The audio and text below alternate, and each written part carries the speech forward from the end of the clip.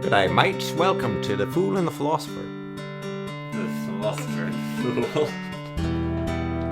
Yeah, so I was watching Castlevania, and I was thinking, like, I think the only reason that the first two seasons are good, the first one especially, is not because the writers are good, it's because they were constrained. Like, I think this is the problem that most anime suffers from, is that they're not actually, there's no good anime writers in existence, is my theory now, right? And Right. the only reason that they get away with stuff is because of time constraint. So they have to condense it, otherwise they just take forever. So when they get the bigger the budget they get, the worse it becomes, because they can just like Castlevania season 3, it's twice, like there's like 4 episodes per season of the first two or something. Yeah. And then the last one has 8 episodes. And each episode has nothing in it, and it's like way too much going on. Well, the first season's a lot goes on the episodes. Yeah, and the characters are really interesting, and there's amazing voice acting. And then, like, the 2 Japanese characters that they add in the 3rd season. Yeah. Their voice acting I didn't think was great. Their writing was terrible. Their motivations were muddled and confusing and unclear. Yeah. And, yeah, they were just... I think they would have been... So I was thinking if I edited Castlevania Season 3, Yeah. I would delete every single scene with them, except the final one. Which I won't spoil because I'm being nice. Yeah. But it's the one where, like... Yeah. I would keep that one in. And that's it. So there would be no context for it. But I think it would still work just fine. Yeah. Because their characters just don't... they act like just like Ash's companions in Pokemon. They're like, I'm hungry. Let's get some food. Let's go here. Can you teach us to be the very best? Like, that's what they're like. Yeah. They're not interesting. And I think I would... just get rid of them entirely. The first season, the priest, Yeah. the most amazing voice actor I've ever heard. He's like, they were heretics unto God, and so we had to deal with them as we could. They came in, they were an affront to God. She is a witch. We will deal with her. I love how all the voice acting in Castlevania is so chill in the first 2 seasons. Like, everyone is super, like... I don't know what, it's like they told everyone, murmur into the mic. But especially the evil guys. No, it's just after they did the recording the first 2 seasons, they went into the studio and found there's like a low gas leak, which is just making everyone really sleepy. Yeah. But even like the priest in the 3rd season, the crazy one, he's still like... Oh, I love his voice. He's got a good voice. But the priest in the first one, Yeah. his voice is amazing. I love it so much. And then... and the music in the first, all the church music and the Gregorian chanting was amazing. Isn't that music mostly from Castlevania, just redone in the first seasons, I think? It might be, but it's really good, whatever it is. I think that's actually what it was, is they just like redid the music from Castlevania partly. And then the 3rd season as well, they introduced way too many characters. Yeah. They introduced Saint Germain, who had like no impact on the plot. They could have removed the character entirely. Who was Saint Germain? He was the guy who could travel between dimensions. Oh yeah, right. Like, you could completely remove him and the story would be the same. See, that's how much I remember from the first season. No, he's in the 3rd season. That's how much I remember from the 3rd. Isaac and Hector are cool characters. The Necromancers? The Forge Masters, yeah. Yeah. I do like them as characters, Yeah. but Story could be told in half the time. I'm not sure, actually. I'm kind of okay with it, Yeah. but especially if you got rid of Saint Germain and the Japanese twins. Yeah. But Hector's story especially was... I don't know, it was fine. I really don't like Hector because he's a pushover. Like, He's the blonde one? gray-haired. Like, Gray hair. Yeah, he's the one with hair, sorry. Yeah. He's a bit of a pushover. Mm-hmm. And he's like a bit of a wimp for a mass murderer. Yeah. So he's just a really weird character. And the vampires, I really don't like the youngest sister or whatever she is, the one that's supposed to corrupt and seduce him. Yeah. She's just nasty.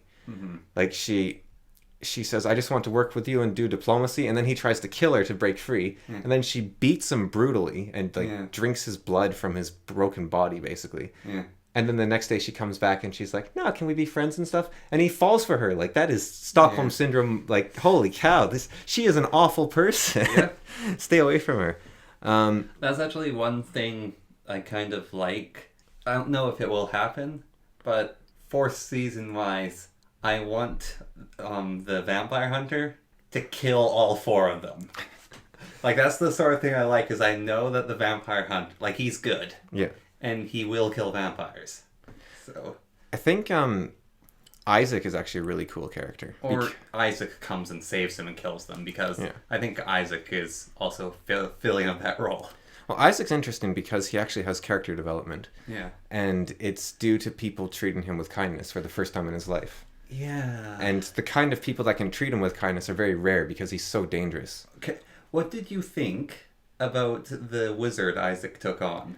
Well, that made me think, right, that in this fictional world that they've created, you either your life is horrible or you have magic. Yeah. Because the wizards are on a different scale from everyone else.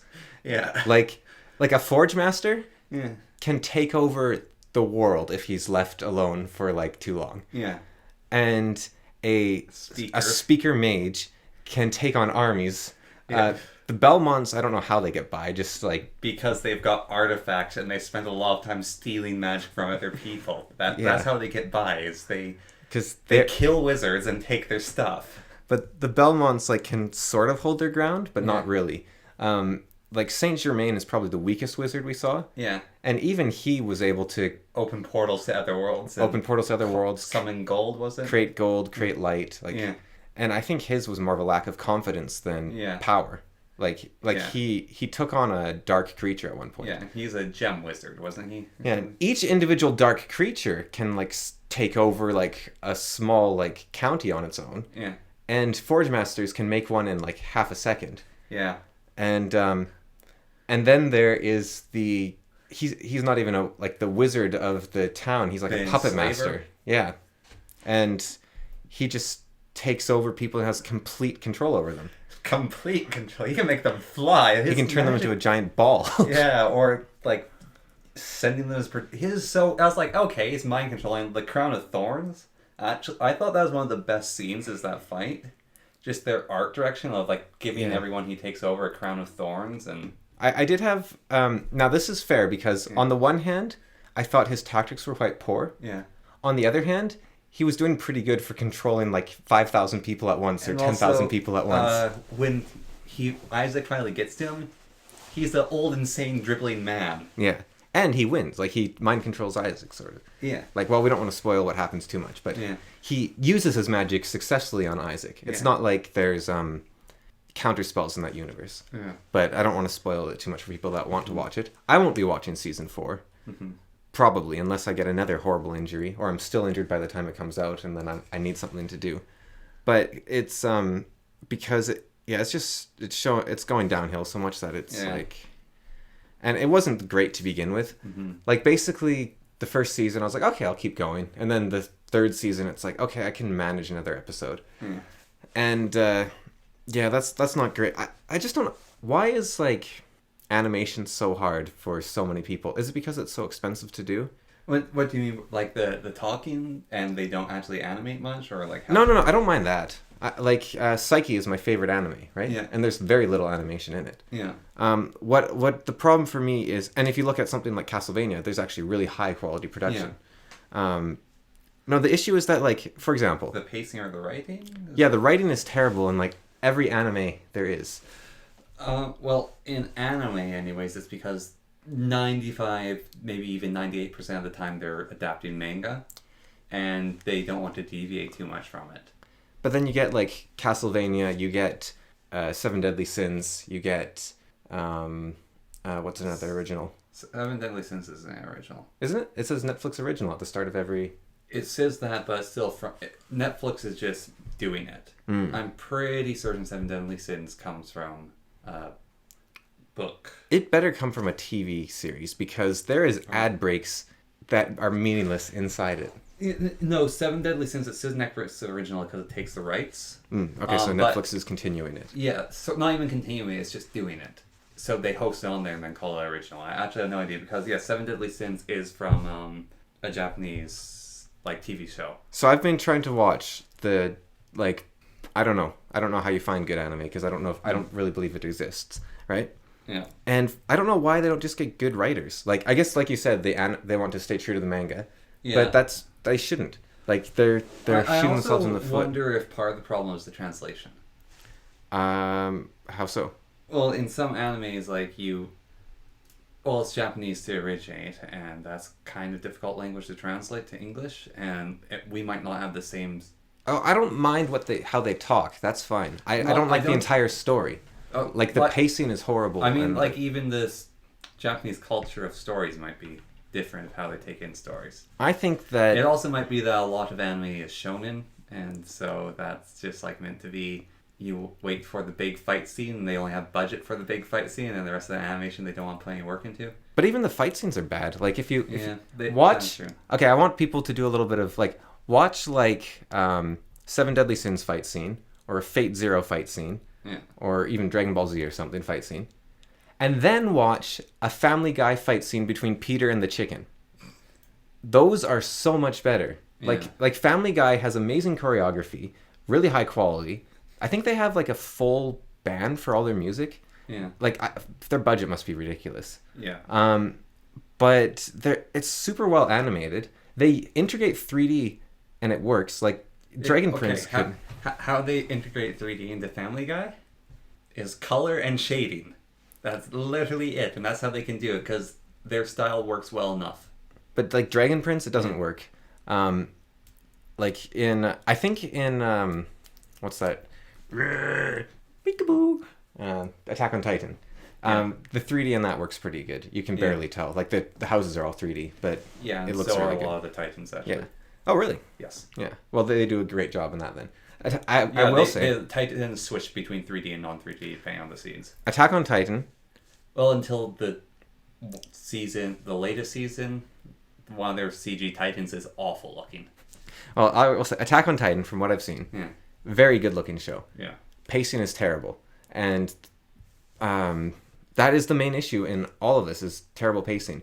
So I tried watching. Okay, actually, the pacing then I might know why the pacing sucks. Is because the anime season structure is different than ours. Maybe I don't think They have a fall and a summer season, and they want to like stretch out probably the manga into several seasons, and the manga might not be able to stretch out that far, and so they're watering it. maybe I'm not sure if that's an excuse for producing bad shows though. Like that could be the reason, but they just shouldn't make them. Yeah. Like okay, if you watch, this isn't even pacing. This is just terrible design decisions. Yeah. Seven Deadly Sins. I'm very annoyed at this one. You watch it, right? It's 25-minute long, the entire episode. Yeah. Okay.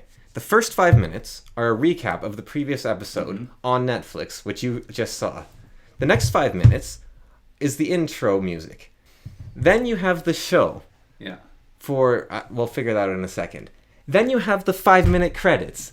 So that is 15 minutes of that is a 10-minute show with 15 minutes of nothing every single time. And in the 10 minutes, about 5 minutes of stuff happens. The stuff that happens isn't bad, but the writing is not, or not the, I don't know. It's, when I say the writing, what I'm trying to get at is I don't care what's happening on screen, and I wish it would end and become something more interesting for the most part. Although it's not bad actually. Like if they fit the same amount of stuff into half the time, I think I would actually be into Seven Deadly Sins if they also got rid of the intro and the end. So you need some sort of super cut. Well, no, they would have to restructure it entirely because they spend too much time. Anime has this thing, right? Yeah. Where everyone stands around doing nothing for a long time. Yeah. So I decided I would look at like some of the best I could find, right? Yeah. So I tried Full Metal Alchemist Brotherhood. Yeah. Terrible. You didn't like it? Didn't like it. It was like Same pacing problems, or? I just didn't care. Like they I don't know why. Like this is I'm trying to figure out why I didn't care. But like you had these people fighting that are all magic-y, and I didn't care a whit about their lives or anything. But I watched. Okay, here. So Psyche. It's like every episode's like 5 minutes long. Maybe that's why, because they're constrained. That's my favorite anime I've seen. Yeah. Second favorite would be Erased, Yeah. which is just a good story. Yeah, I've seen that now. It's pretty good. Like they actually just wrote a good story. I think Do you think Erase was purely just like not adapted from anything? it's based on a manga. Oh, it is. Yeah. Oh. And there's a lot of adaptations of it actually. There is a animated movie, I believe. There's a live action movie and there's a anime. Yeah. It's like it got a bunch of adaptations, Mm-hmm. and I think it's really well made. Yeah. Like it's actually a good story. Mm-hmm. And like if you look at like a comic book like DC Comics, right? Yeah. The comics are really exciting and fun. They don't drag on. They show everything they need to, nothing more. And their animations, like if you watch Batman Year One, the animation or the Killing Joke, they also show basically like panel by panel the exact same thing, and they're I good. think you've had this point rant before. But it's mind-boggling that there's people giving money to these animators that obviously have no idea what they're doing. Like, Well, I think the animators might know what they're doing. Okay. The writers. to these, like, who can you imagine? There is like 50 people pouring their hearts into like garbage, and then there's other people supporting them. Like, I think it's because they don't. I don't know. It's insane. I tried watching One Piece, and I have not touched One Piece. it was mildly intriguing, but way too slow. And when I say slow, right? Yeah. I'm not saying I need everything to be like ADHD, hyper-frantic sort of thing. Like if you watch Erased, Yeah. that is not like constantly stuff changing. Like there is scenes devoted to just him helping his mom make dinner and them eating it together, and that's fine because the entire scene is interesting. There's not it's filler everywhere. It's padding. Like get rid of. But the Erased doesn't have it. There is perfection is when you have removed everything that you can, or something like that. Like So the other One Piece has like over Well, I was- 500 episodes. no, you're not even close. I was What? I was gonna get to that part. So I was like, okay, so this is episode like 1. I watched it. I was like, I thought episode it 2. was highballing it. I was like, okay, episode 2 is fine. Episode 3, I was like, I wonder if it like gets better in the later episodes. So I was scrolling through Netflix using voice commands, which is very slow. I got to episode 90, which is their last episode, and I was like, wow, they got nowhere near their goal of doing whatever. And I was like, that's kind of. So I looked it up. I was like, isn't there supposed to be like a bunch of these other pirates that they rescue? And so I started looking it up. Yeah. And it's like, so this character joins in episode 450. Wait, what? How many episodes are there? There's over 900. Okay. Yeah. Because I know One Piece It's the most popular manga and there Fairy is. Tail are both incredibly long. Yeah. One Piece is the most popular manga there is. Fairy Tail, I don't know anything about, except I tried watching a bit of the anime. Again, Just kind of. it's just like... Yeah, I haven't watched Fairy Tail either. I don't really care for those two. There was pretty colors on the screen, I guess, but like the... Okay, another thing. 7 Deadly Sins. Yeah. Kill Hawk, turn her into bacon. You got yourself a better show. Hank's a guy. Okay, whatever. Hawk, I think their name is. No, it's Hank. I thought it was Hawk. No, it's Hank. Okay. In Fairy Tale, Kill the blue cat. kill the cat. Turn the bacon. Yeah. Because I think I've decided why I don't like animal companions. Yeah. If you look at Avatar with Momo, Mm-hmm. Momo is there. Yeah. If you look at Fairy Tale, that cat is taking up screen time. Yeah. If you look at the Dragon Prince, the toad actually is okay because the toad is different from the others in that he's part of the world. He's not like all-powerful weird being, but he's actually useful. He's also an old grumpy man. It's not the personality that matters so much. It's the fact that they're either contribute to the plot, they exist within the world, or they're not wasting my time. Yeah. Because that's the thing. I don't need stuff to frantically change, but they're wasting my time over and over again. Yeah. And I think, after watching Castlevania, I think I've discovered that the only shows that don't waste your time are the ones that don't have the budget to do so. Like, if you give them an inch, they will Well, just I mean, pad it. Avatar had a pretty good budget. Yeah, but it's... Yeah. But it's not an anime, I guess, is it, technically? But if it was an anime, then it'd be the best anime. Yeah. And it's animated, so I don't know why I think that's the reason we have different categories, right? Yeah. Because it wouldn't be fair to Japan. Because Westerns, like Scooby-Doo would be above Attack on Titan. And Japan wouldn't stand a chance, and they'd feel bad. That's why we have the two separate I've been categories. watching some old Tom and Jerry, and they're really, really, really good. Holy cow! Like the cleverness of their design in Tom and Jerry, like the horrible things they do to each other, is so creative. Like it is unbelievably creative. If you look at the stuff that inspired everyone, Like Tom and Jerry Yeah. inspired all those other violent cartoons and Yeah. whatnot. Well, I don't know if it inspired the Looney Tunes. They did it Yeah. better than the Looney Tunes. Yeah. Well, one of the big things, one of my favorite things about Tom and Jerry, and if you actually watch later Tom and Jerry that Warner Brothers tried to continue without getting created by the original two guys. Pain. Well, no.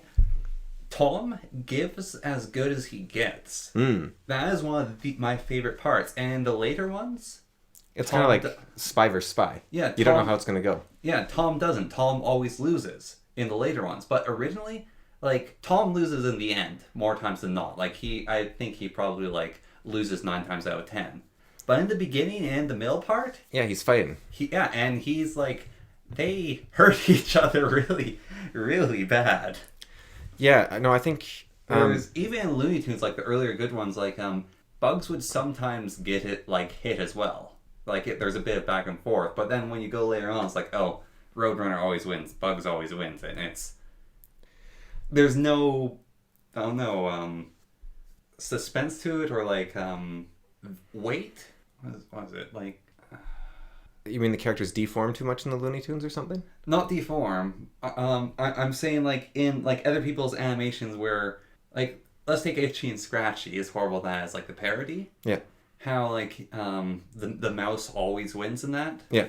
And like other things like Bugs Bunny usually wins. So there's no back and forth. There's no back and forth. There's no suspense. Yeah. There's no weight, no value to it. Like the coyote versus the dog. Like the coyote does a lot to try to beat the shepherd dog, but inevitably he will fail. Yeah, so Whereas there's... with Tom and Jerry, Tom will sometimes load Jerry into a cannon and shoot him out, and that's the end, and Tom has won. Yeah, or even if it's just within the episode itself, there's a back and forth. Yeah. So it keeps it interesting. You don't know who's going to win. Yeah. Now, that said, if we're comparing... I don't want Japan to declare war on this podcast. Yeah. So... Okay, here's They have the Gundam after all. here's my secondary theory. Oh yeah, I also watched Neon Genesis Impact, which That is so boring. Oh, you watched a bit? I've watched this. It's so boring. Yeah, I watched like the first 2 episodes, and he goes unconscious after trying to pilot a mech. Yeah. Which I thought was exciting. There were some interesting characters, like the woman who lives horribly. Like you're like, that's the problem, right? Yeah. Really great ideas in a lot of anime. There's some very interesting elements. Like really cool stuff that you're like, I would love to see a show with this in it. Yeah. But not this show. Yeah. And that's how I feel about most anime, actually. Like the Fate series, such a cool idea. I don't want to watch it. Attack on Titan, really cool, suspenseful, scary universe. I can't watch the shows. It's way too drawn out. Again, another supercut. Full Metal Alchemist, actually don't like the premise or the plot. So because the premise, you're like, ooh, alchemy, and then they're like, I'm a wizard. No, that's not alchemy. What is going on here? That's not equivalent exchange. You're just saying that to hide behind like magic. You're all just wizards. Anyways, where was we? Talking about comparing them. Yeah.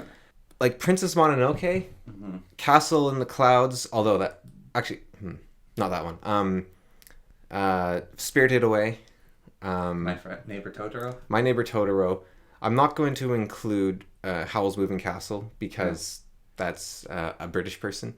It's so weird. The anime is so different. It is so different. Yeah, well, he added a lot more war elements. Yeah. Because he enjoys fighting, and Diana Wayne Jones hates fighting. So Yeah. You're affected by the war differently. yeah, he's like, cool, airplanes. Yeah. And she's He like, actually really likes airplanes. yeah, no, he loves airplanes. And Diana Wayne Jones. We got to watch a Ghibli movie for school. Oh, really? Yeah, we watched the one about the Zero because it was considered a documentary, and there's a film festival where it was at our local like art center, and so we were allowed to like I think it was in our history class we went and watched it. What are other Really, really good. great Japanese movies? Have you watched the Lupin Castle No. thing? Because I would recommend that, and that comes from the Lupin series. Great Pretender. That might have been an American thing, but still bad. Lupin the Third is weird because it's actually I found it pretty amusing. Although they have like some episodes are just awful, but the animation is like they had like I feel like they had 2 guys in a room filled with cigarette ash or something, and that's what they use to draw. Like, it's so hideous, but it's actually I don't know. quite amusing. And the castle thing's actually fully animated, and I found that really good. I have troubles with ugly. We'll see. We'll Yeah. see.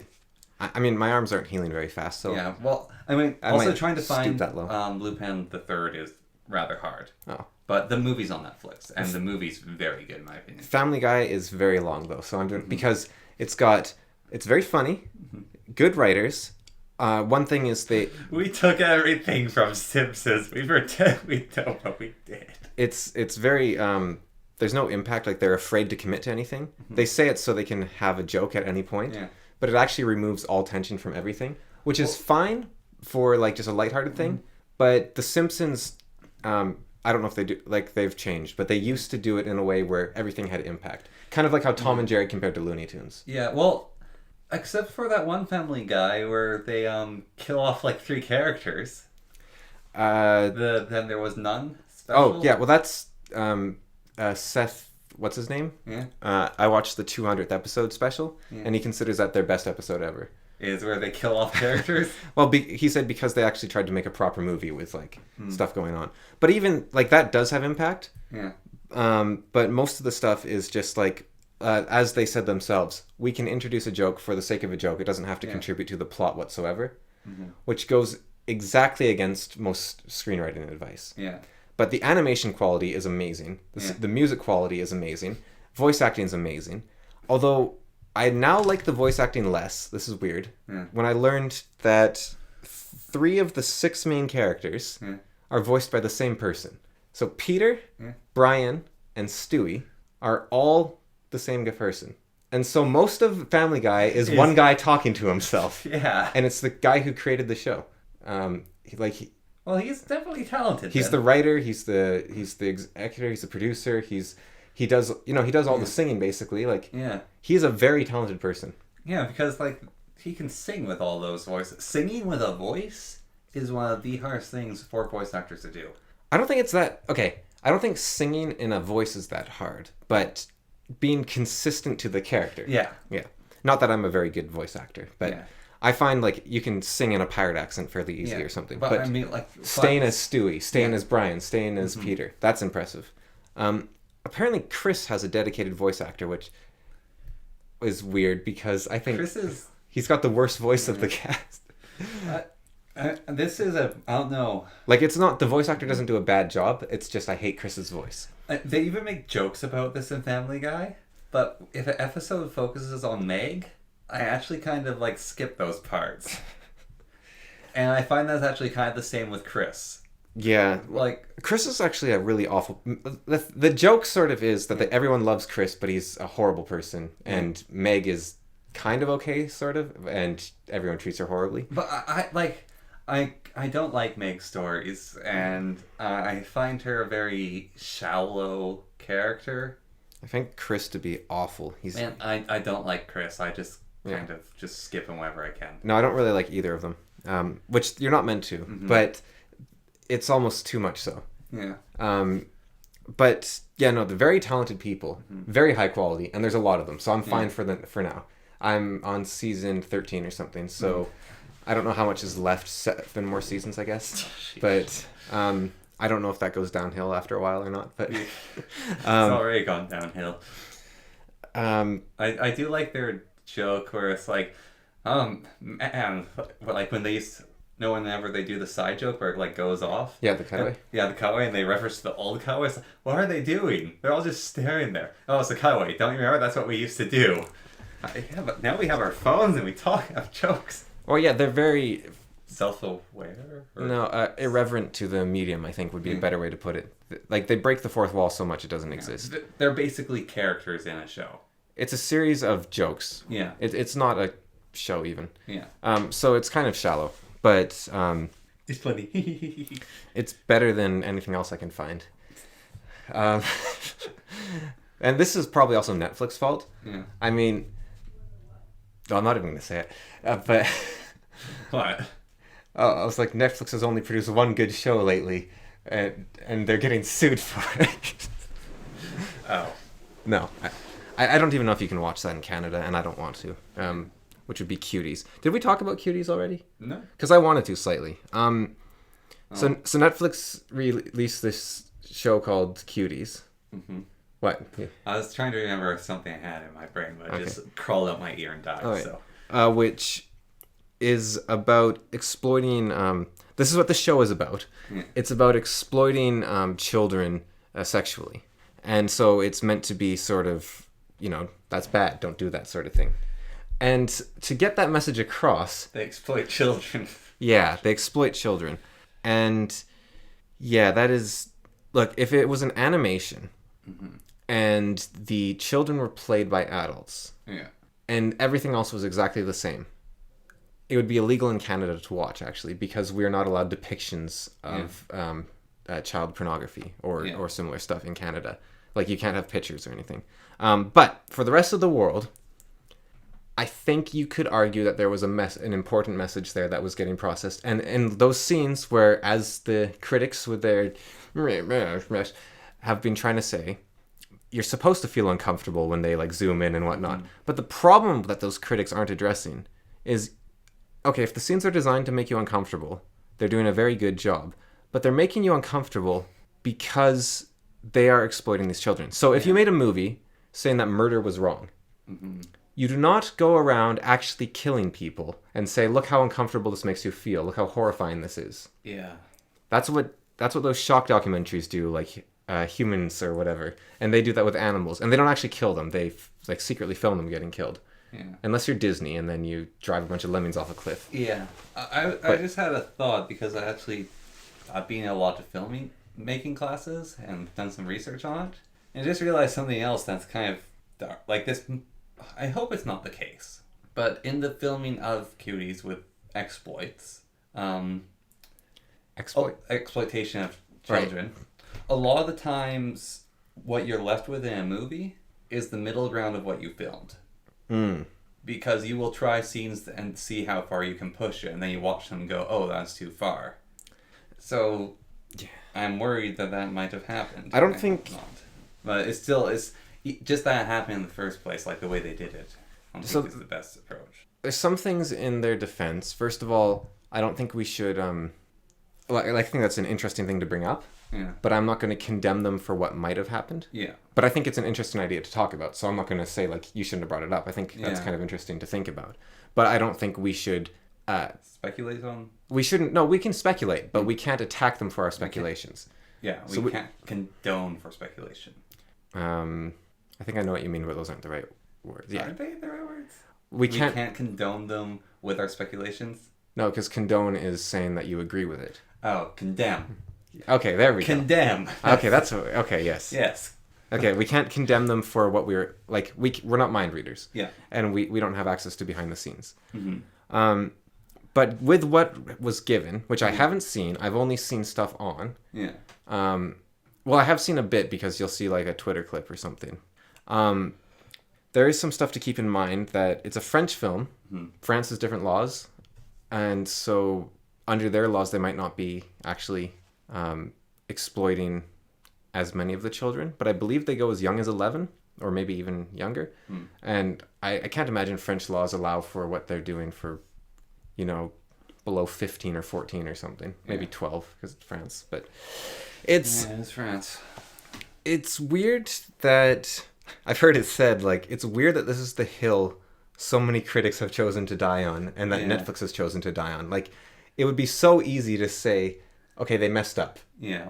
Well, we're like, they could say we're sorry we messed up, or everyone else could be like, okay, they messed up. We see what they were going for. It was a good attempt. They messed up. But instead, it's getting defended. And that's the other thing to speculate and worry about is that it's being defended. But I think it's also really interesting that it is so obvious, and don't worry about what I'm about to say because I will counter it in a second, but it is so obvious that Cuties is immoral and wrong, right?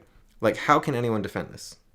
You could say the same thing throughout history about a number of things that are normalized today.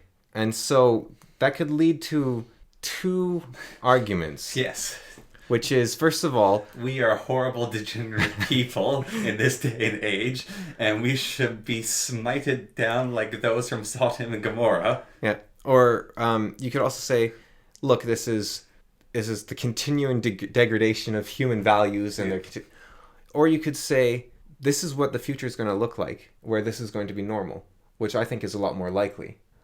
Or you could say that, no, we have a line. Mm-hmm. The line is exploiting children. Yeah. Because we have decided that adults can make any choice for themselves, Yeah. and children can't. And so that is a very clear line that there is no slippery slope about. If we give humans more rights for something, like we allow them to be Ethereans and like get medical treatment for being Ethereans or something, then that's what they're called, right? I don't know. Okay. Then they're adults Are- making a choice, and they can do what they want. Are you talking about furries or No. Ethereans, like your soul is like a Otherkin? otherkin, yeah. Ethereans are a part of Otherkin. Yeah, but it's like your past or something. Yeah. Okay. Anyways, whatever. Yeah. So you know the otherkin where like I am secretly like a one-armed, one-eyed person, so I want to chop off my arm, right? Okay, maybe that might be Etherean. I don't know that. I could see like 50 years down the line, like Welcome to Night City. Arguments- This game is going to take a while to come out. arguments for Go ahead. Cyberpunk 77. Yeah, it's going to take us a while to get there, but we'll get to Night City eventually, just like Cyberpunk. So I think What you're saying just sounds very much. if people, there could be arguments where people say prisoners should have their limb removal surgeries paid for by the state. Okay? And I do not think that this would be a slippery slope that would ever lead to children exploitation. Because what you are saying is an adult has made a choice to change their body. And adults can do whatever they want with themselves. Yeah. And so right now, we would argue that they were insane. Yeah. In the future, we might argue that they're not insane and that otherkin are a viable way of life or something, right? Yes. As long as their fist ends where my nose begins, I'm fine. Or Yeah. I mean, kind of. ends before where my nose begins. But, so that means that values can change over time, and we can see that these values will change, and we can say, that looks crazy to me. Like, looking into the future, I think those people are insane that want to, like, remove all their limbs and replace them with foxtails. Like, that sounds insane, but Just stop and visually think about that person for a moment. Then imagine how they move. There's such beautiful imagery you just came up with there. I just want to pause on that. But I think that could become acceptable. And so that is a slippery slope sort of thing, right? Where you're like, oh no, first you say that there's transgender people, and then you'll say that people can chop off all their limbs. Yeah. And I think that is an argument that is fair. And I think that's fine, actually, because people have the right to do whatever they want. Yeah. That is not aligned with my morals, but I can see morals changing. However, a universal moral, or so maybe we should call those ethics, but a universal moral is that when someone has, if a person is an adult, they can choose what they do with their life, as long as it doesn't affect others. Exploiting children is never a part of that, Yeah. which is the same reason why an argument that goes from, allowing gay marriage to allowing incestuous marriage doesn't follow, because incestuous marriage... Wait, is that actually, like, allowing gay marriage is equivocated to that? No, it's not equivocated, but first you do this, then you do this. Like, if nothing's sacred, if you remove one sacred bond, then you can remove them all. Oh, okay. But what you have to do is change the dimension of the argument, because the argument is that they're adults, that nothing is getting affected, right? Yeah. But you are making a choice for someone else in an incestuous marriage, which is destroying someone's life, which would be the child. Yeah. Now, this, interestingly... Okay, we'll start with the lighter one. If perfect contraceptive methods were developed, society's values may change to allow for incestuous relationships. Well, it would, actually. No, it's not might, it would, I think. Just because of birth control for women, how insanely that changed society. Like, actually, if you look at the studies, or not studies, but like the historical evidence of it, how much it changed stuff is to a degree of like societal and change in such a short period of time that we have not seen. Yeah, well, probably. Yeah. I mean, it could have been that the same society that would produce contraceptives is the same society that would have greater autonomy of body and resources and less children. Well, but it kind of like how insane it went. It snapped back though, sort of went like woo, and then back down to further than what it was. But like it appears that society has changed quite a bit. Yeah. Doesn't mean that it was responsible. It could have been one event causing both things to happen. Yeah. And that's probably partly the case because I think society's values changed a lot towards, like it used to be. Well, I think they fed off each other. But it used to be sex after marriage. It used to be never divorce, and that has changed a lot. And I think and it happened around the same time as birth control. And I think the we same are society... more unhappy people for it. There's all of these divorces being allowed, and all of these teenage parents and. What happened is divorce was a safety net. And we removed the safety net because we wanted to be able to do more. Yeah. And achieve greater things. Or training wheels, how about? Yeah. Divorce was training wheels, and they were very beneficial to prevent the bike from falling over. But if you remove the training wheels, it's way more likely that you'll fall over. But you can go much faster and do much more. Yeah. And if you allow for divorce, then you have a problem, because freedom is danger. And that is a thing that is really, really needs to be stressed. That if you want rights, you take on danger. Yeah. If you lose rights, you are being protected. Okay, not always. How about this? Responsibility is danger. Yeah. Power is responsibility. If you want power, you take on danger. Yeah. Not rights necessarily, because a slave could be in the most danger and not have any rights or power. Yeah. But if you want power, you want danger. Yeah. Which is why, in order to vote in the United States, you needed to sign up for the draft. Yeah.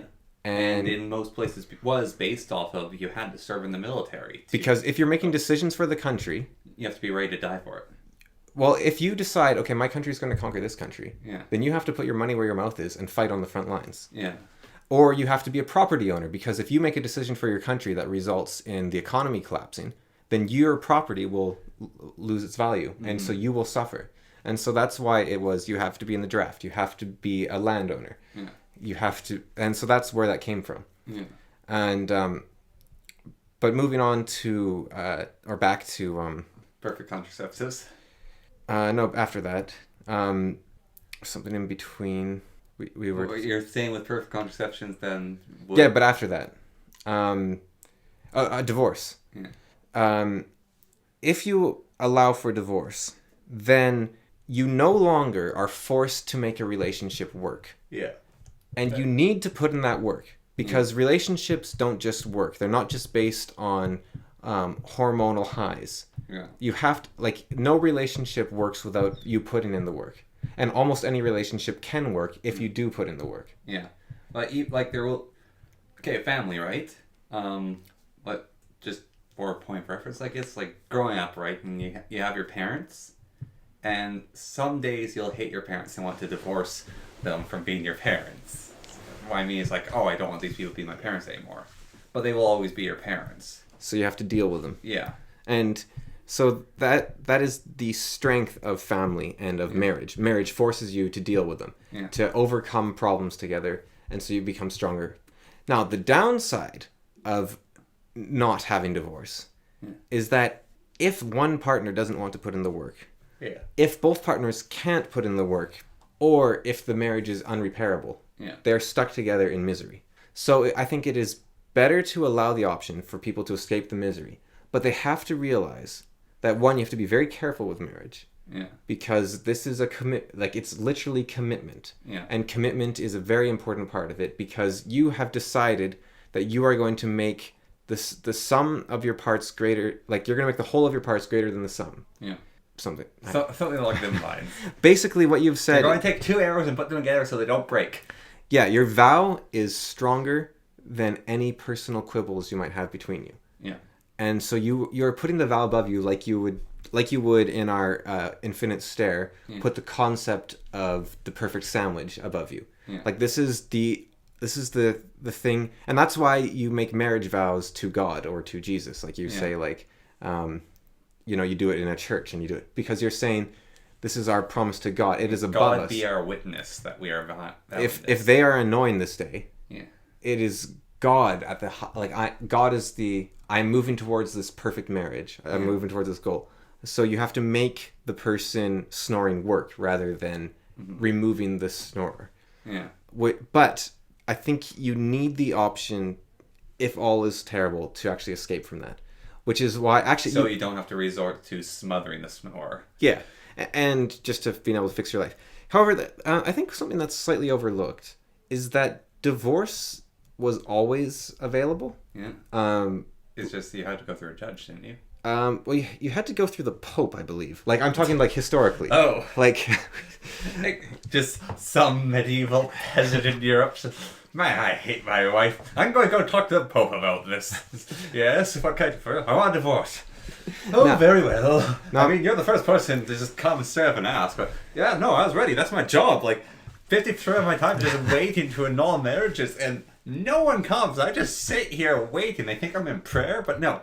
I just want to annul some marriages. It's like right here in my contract as the Pope. Now, I could be wrong on the scale. It could also possibly be kings or... well, actually, like if you're Anglican, then obviously it would be the king because that's the head of the state. But I don't know if like an archbishop or something could as well, or a bishop. Yeah. And so I think at that point, what you're doing is you're saying like this is a special... Like it's illegal, but there's special circumstances that allow. Which... You basically go and ask the next person closest to God. I think it's similar to how... To get you out of your troubles. Murder is illegal, yeah. But if you save like 50 children from like a serial killer, and the only way to stop them is to kill them, you will often get lenient treatment or an acquittal. Or an acquittal or something. Because our laws are imperfect, and that's why the spirit of law is there. Yeah. And so... But I think with divorce, the problem is that it, like, I think 47 or something % of marriages end in divorce these days. Wow. Which is, it shows that, like, the Pope he doesn't have enough time. That's why it's called them archbishops. And a lot of marriages are to the state now, not to God. Mm-hmm. Which is a damn crying shame, putting your trust in the government when it should be in God. Commies. Only God should be your witness to your marriage, not some state, some government. They are not as high and mighty as the one true Lord. And I think that is fine. I don't. Because praise be. I think, I don't know about... I don't think religion is understood by most who practice it. Maybe would be. I think religion is understood right properly by a lot of people. Yeah. Like, I had this thought, just brief aside, which I have two friends who are both atheists. And I hold a bit of a grudge against them being atheistic. Because I know both of them, like, maybe once or twice went to church as kids, but they didn't go to church. And so they didn't have to, like, sit through church as a kid and how boring that is. And then it was like, oh, the church is horrible. We're atheists. And it's like, you don't know what you're talking about. You haven't suffered like me and had to sit in church every single You have no idea the true depths of the horror. But I almost feel like they don't have the, the right to be atheistic if they haven't spent time in church. I see what you're saying. I mean, it was a joke as well, partly. But I see what you're saying. But also, there is too many experiences to have. Like, there's people that say you can't... everyone should have to work in customer service in order to, like, it should be a requirement. But there's too many experiences like that to exist. Yeah. And I think instead, the ideal would be to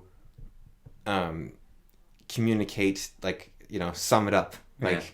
you can do whatever you want and sin all you like and break all the rules as long as you give money to the church and say sorry.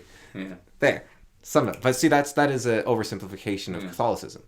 But I mean, I don't know if you would consider. Do you consider yourself atheist? Like it's no, I don't at all. Because I think if someone asked me, I would say I am atheist if I didn't have much time to explain myself. I would say to them the simplest way to describe myself would be atheist. Atheistic meaning without religion or without worship. Without worship, yeah. But I think that because you can be an atheist and be very pro-church, right? I guess I don't know why you would be pro-church in general, really. Well, I mean, enlighten me. Why would you be pro-church? I guess it's very much the spirit of the thing versus the what it is, and I think that's what a lot of people have a problem with is what the church is. Whereas, like, if you had the perfect church, it'd be a pretty nice place. I think you could say the same thing about a lot of things, like communism, feminism. I just fascism. I think that there's a reason that what. Oh, I just equated feminism to communism and fascism. I just realized. Well, I didn't equate them, but I put them in the same list. Yeah, anyways, I think that I should throw in another like. There's a reason why Catholicism, liberalism, stuck around for so long. I'm not helping my case, am I? I think there's a reason Catholicism stuck around so long. Capitalism. I think it was useful. Religion. Yeah. I think... So how about instead of being pro-church, you'd say pro-community?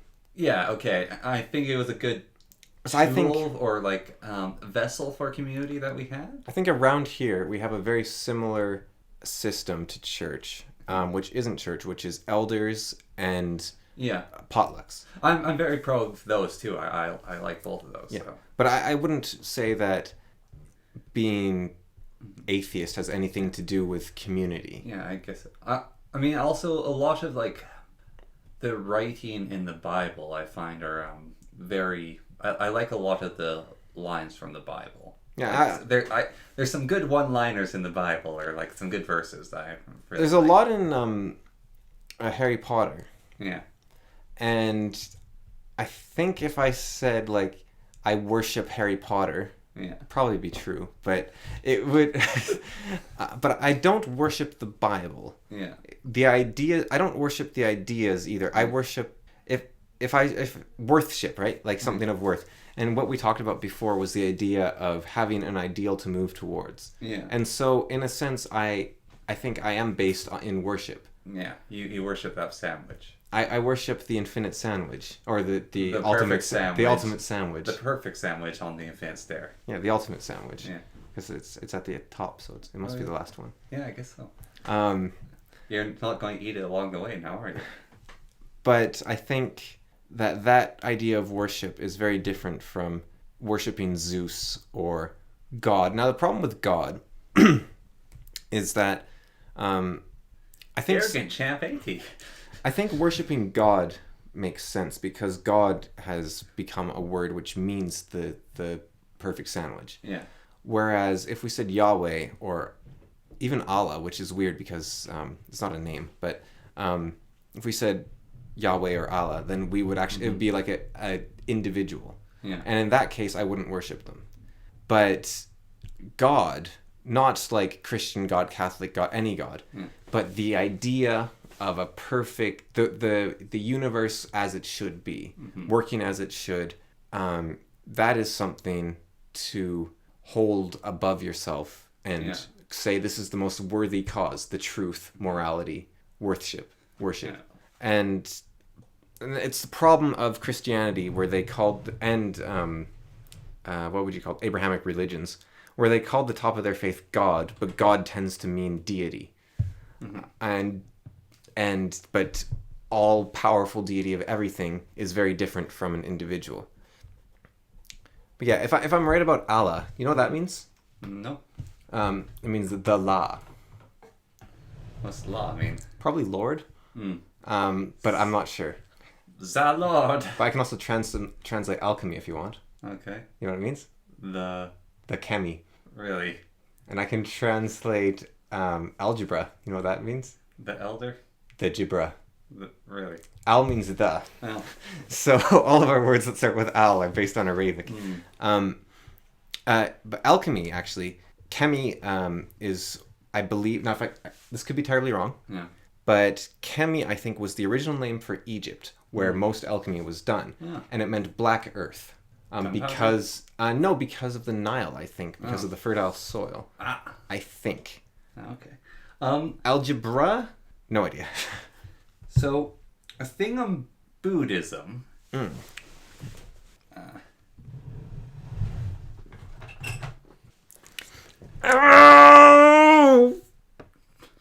Buddhism? Yeah. Unfortunately, I can't. I wanted to bring this up with you sooner. I can't remember the facts of it, but there is a belief now that the statement "life is suffering" is a mistranslation, and that Buddha actually said something different, which might be more correlated to life is. I don't want to get it wrong, but it's like life is work, but sort of like it's what you do. We agreed in a previous episode of the podcast that life was suffering because suffering is the state of wishing to attain greater things. Yeah. And if you do not wish to attain greater things, then you are not living. Yeah. And so you could say that suffering means desire, or suffering means not quite desire so much as ambition. Yeah. And so life is ambition. Yeah, but it's like life is striving. How about striving instead of suffering? Life is striving. But there is a belief that there's actually a different translation for it, and I think it's more along the line that Buddha wasn't saying like, oh, there's suffering in the world. Just like life is this, and you have to do it.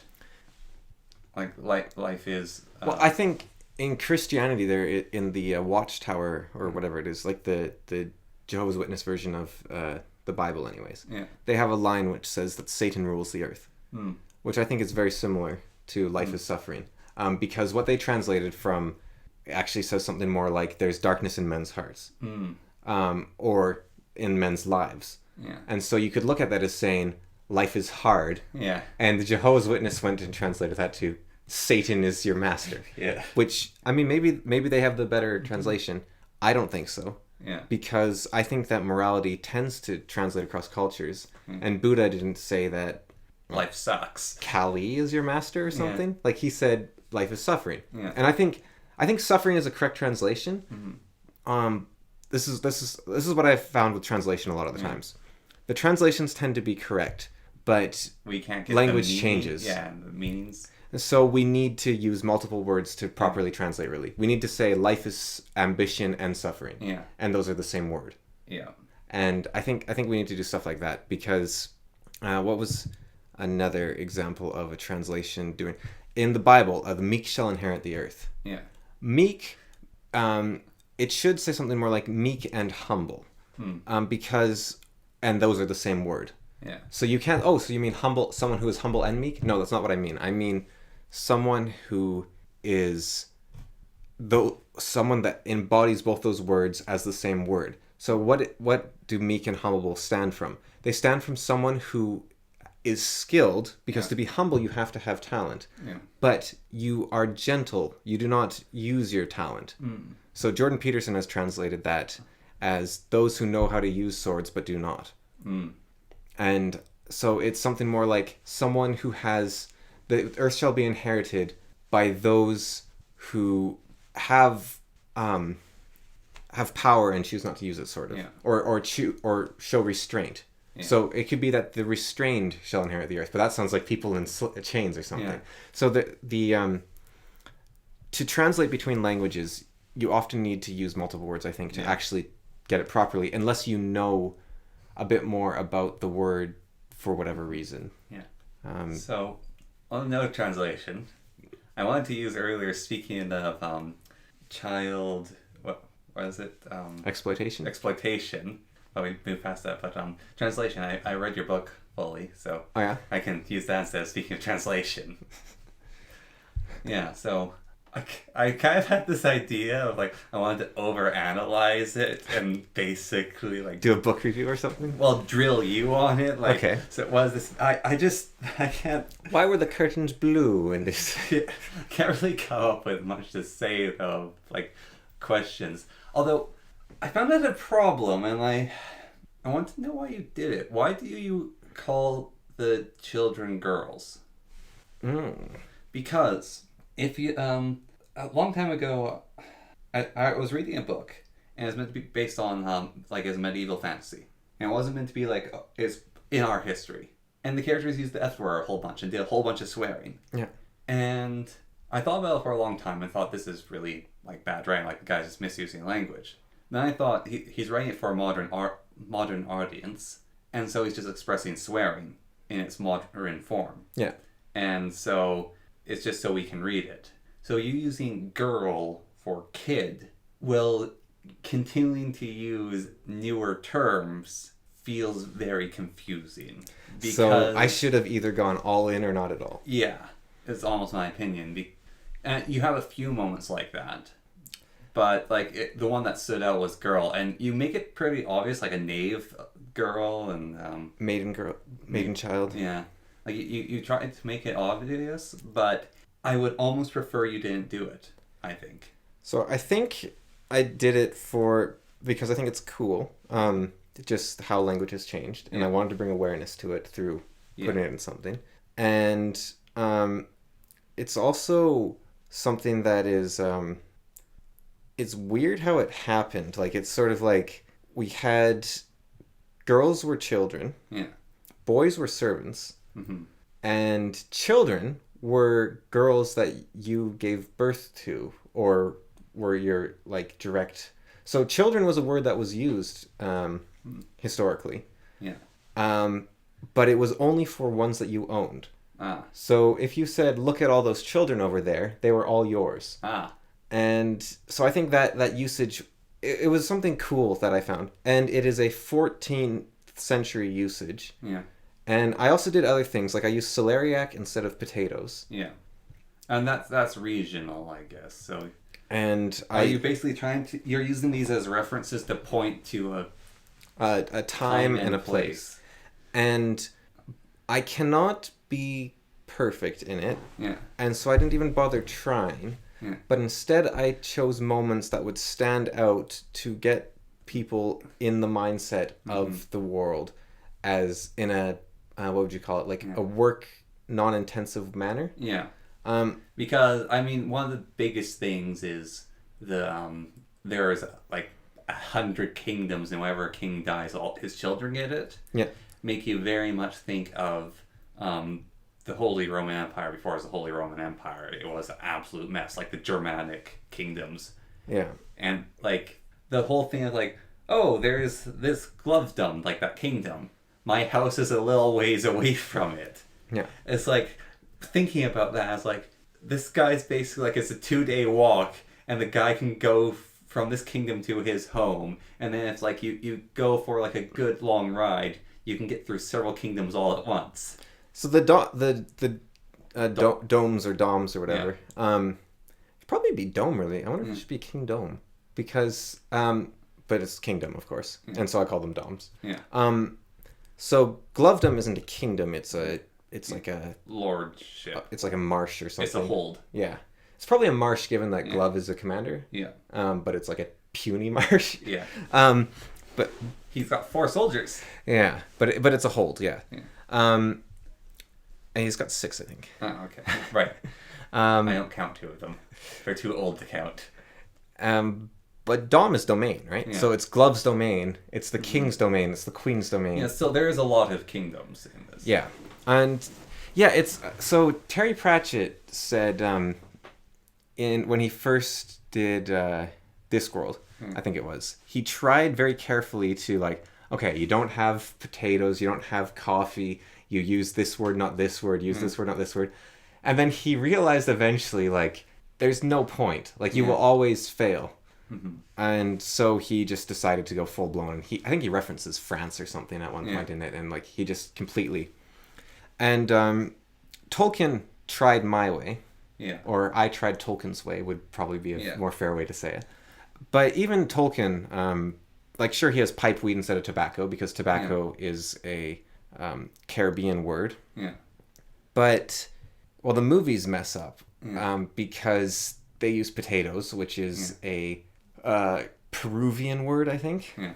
Um, So the books use potatoes as well. yeah, okay. That said, there could be potatoes in that world, but there could also be tobacco, and you could just translate Well, it. yeah, I think pipeweed is though because it's a halfling word, and the halflings have it, and who brought it originally were the men of the from wherever the like original island, basically their form of Atlantis, Yeah. and then no one kept it growing except the halflings because they're weirdos, and then other people just find the habit of smoking it from So- the halflings.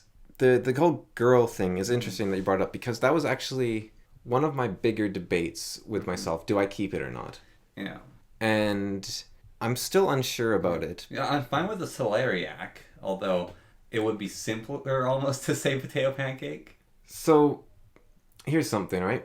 When you see a ship, Yeah, the flags fly in the direction the ship is sailing. yeah, Except a lot of the time in movies and video games, they don't. Yeah. They stream behind the ship. yeah, Now, another thing. When you look at the sun, there is a tiny, very bright disk in the sky. yeah. It's sort of a light blue color. Well, it's white, but Well, if you stare directly at it, it goes blue very quickly. if in a movie or there is a lens flare, Yeah. which is forgivable because cameras have mortal limitations. Yeah, In video games, when you stare at the sun, often there is a lens flare, yeah, which is not something that would ever happen unless you are actually a cheap camera, Yeah. because cameras these days are much better. Following around a person in like medieval wherever or in Yeah. Hyrule or wherever it might be. And so I think that you can't do everything, right? yeah, You're limited. But I think if you can push the world towards the truth yeah.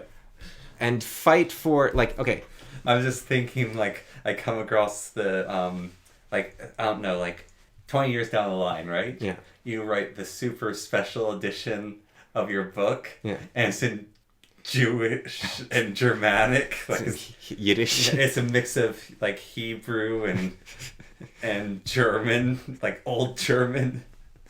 But yeah, I think if you can fight for the truth where you can, Yeah.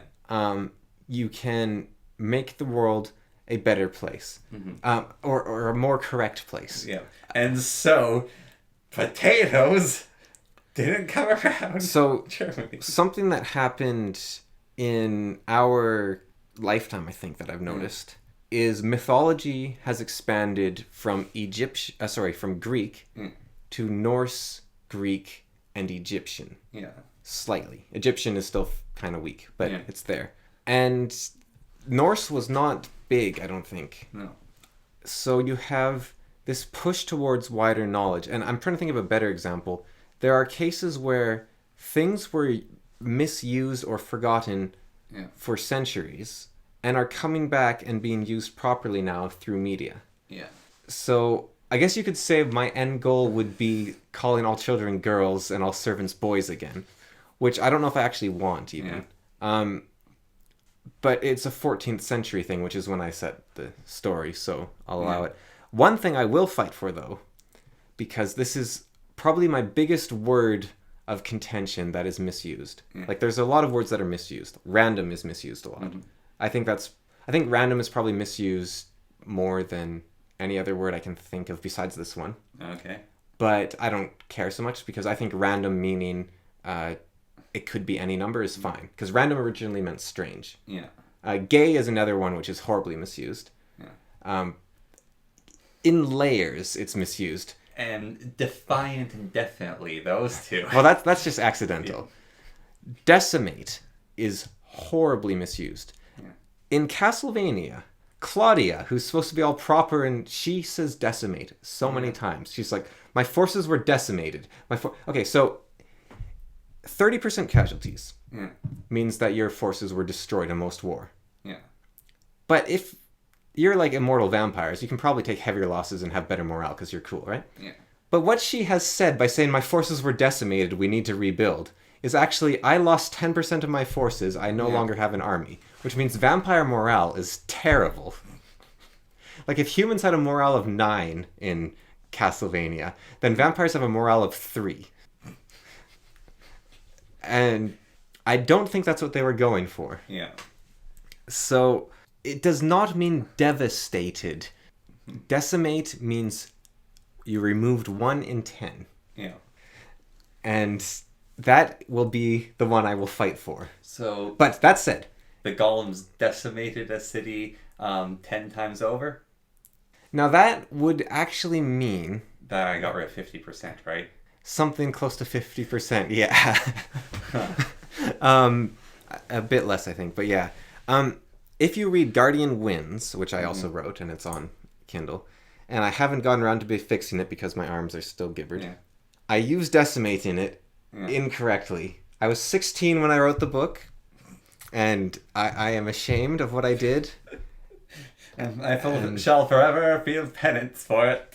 I whip myself daily on the back, and the thorns are... And I let all but... Of the 10, I let 9 strike me, and the 10th, I do not, as a reminder. And I say I have decimated my back, but this is not as devastating as what I have done to my own work. But canon-wise, I think the only solution I have now is to double down on its usage. Here, I'll find the.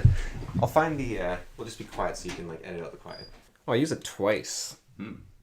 Okay, that's worrying. Okay, so, oh wow, in the exact same sentence in 2 different points in the book, basically.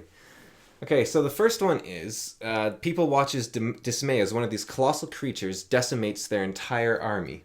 Oh man! So it 1 in 9. They killed 10% of our troops. Yeah. So I mean, that's one creature killing 10% of your troops. That's bad, but. If you say decimates your entire army, that is weird. You should say decimates your army. Yeah. So, see, that's the thing. You can say this creature decimates your army because that is terrifying. But it shouldn't say decimate your entire army because you're saying 1 in 10 of the whole. That's like 60% of the time. It works every time. It's the same thing. The next case was, on its own, it can decimate an entire army. Oh, wow. So... that is kind of terrible, actually.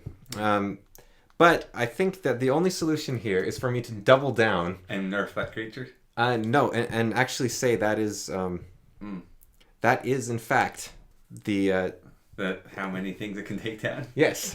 Okay. So that is a troll. Yeah. It's the most powerful addition to any orc horde. Many foes watch in dismay as one of these colossal creatures decimates the entire army. So don't worry. You need 10 trolls to take on an army. Yeah. But one of them... yeah, that's bad. Okay, so back to your other book, Broken Sword.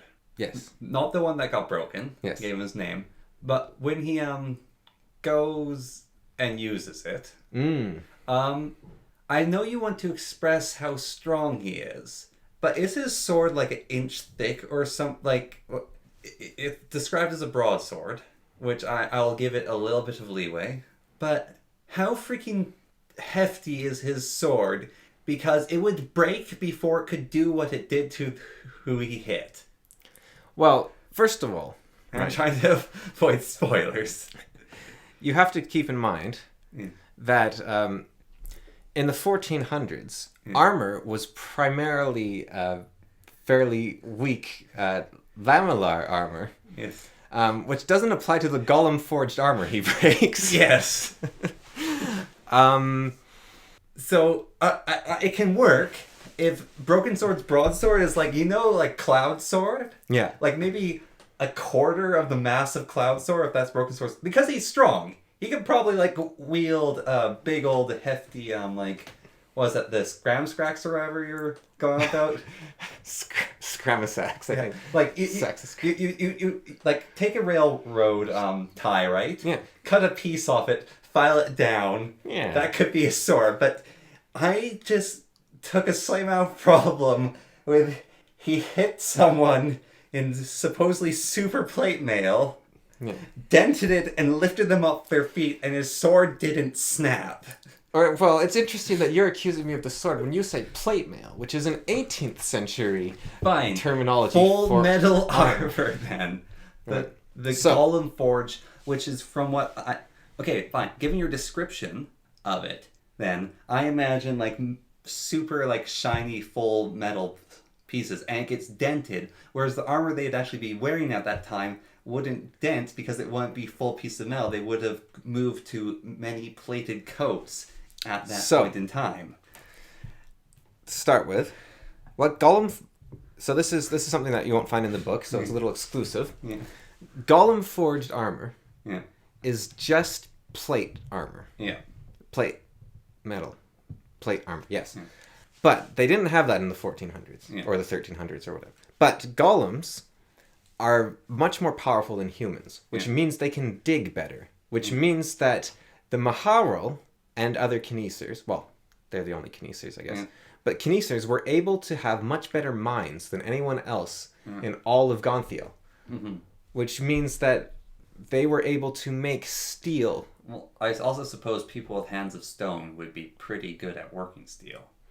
So, they were able to make steel weapons in mass quantities because they could dig iron very quickly and work iron very quickly on a greater scale than anyone else in the land. Also, shaping it would probably be easy because they could just leave it in the fire and shape it.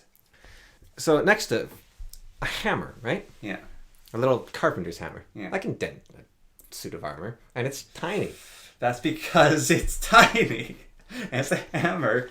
And how plate works is it doesn't dent it unless you got a very small point. And to dent it as you described, which is a buckling, would take some ridiculous thing. I mean, the strength alone is insane because just how armor works. And also, was his sword golem forged then? Is it steel or is it iron? It's probably steel. Now, so here's the thing, right? I haven't committed to anything, so I've got some options, right? Yeah. There's a strength rune on his sword. Ooh, it's twice as thick as a normal sword because he's super strong. And his name's Broken Sword, right? Yeah. He never wants a sword to break that's again. my thought. It's like a big Chungus sword. That's why I had to start So imagining. what he did was he got a sword that was double the thickness of a normal sword. Golem forged steel, right? And he went to the last living Kineser living in their village, broken and alone. And he forced them at sword point, Broken sword point. at broken sword point, to forge strength runes into his sword, which would probably have worn out by now, given that the person's been dead for so long. Yeah. He was a regular customer of Rebecca's. And okay, here's right. So the Chosen, right? Yeah. Very fancy, shiny armor with a lion etched onto his armor, right? Yeah. That acid etching isn't good for the armor. Okay, so a thing that people do with He's actually wearing a suit of paper. So a lot of times when you see an embossed etching on armor, that was actually a second layer. So you would have the plate, and then you get a much lighter material, such as copper or even tin when they could work it, or very thin steel, and they would put that over the armor.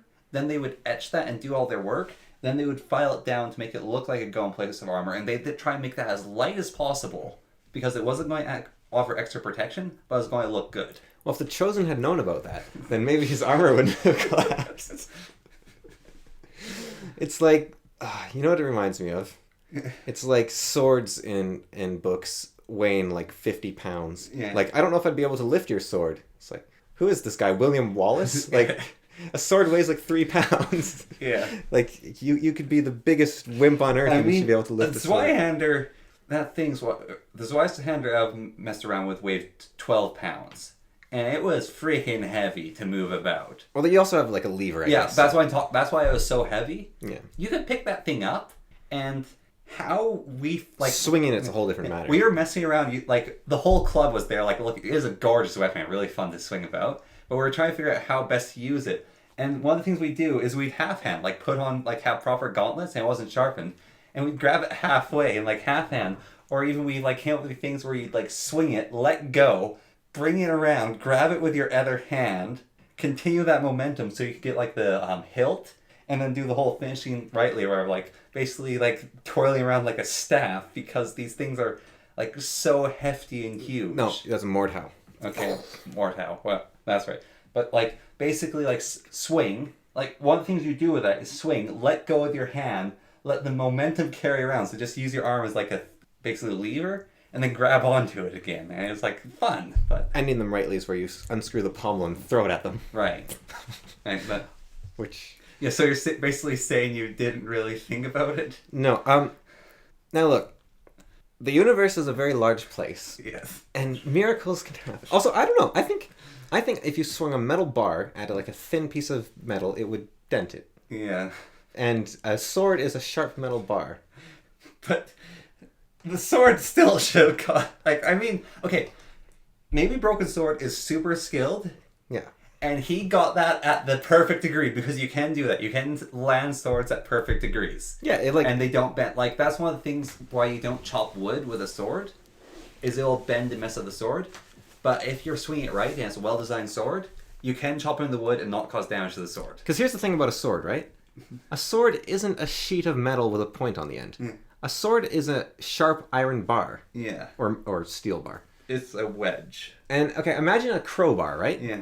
If you swung a crowbar into a chest plate, the crowbar would be fine. And so I think a sword is equivalent of a sharp crowbar. Okay, Cameron. If you swung a crowbar into a chest plate, Yeah. and you had enough force to leave a massive dent in the chest plate and lift the person up off the ground who you hit in the chest and send them flying with the crowbar, I think there would be a big old bend in the crowbar. Well, how much force is being imparted, right? So what's Okay, maybe the Chosen, like, he had a light breakfast that day, and he wasn't actually a very big man. so how much force does it take to move a, like, let's say a man wearing like armor? So let's say 200 pounds. So how much force does it take to move 200 pounds? That's like I'd go more to 250 pounds. well, no, because he's like it's 1400s. The people are like 3 feet Okay. tall. Okay, fine, and then Malmurish. Yeah, it's in the Malazan world as well. So time is at a 12th the speed, and gravity is like half that.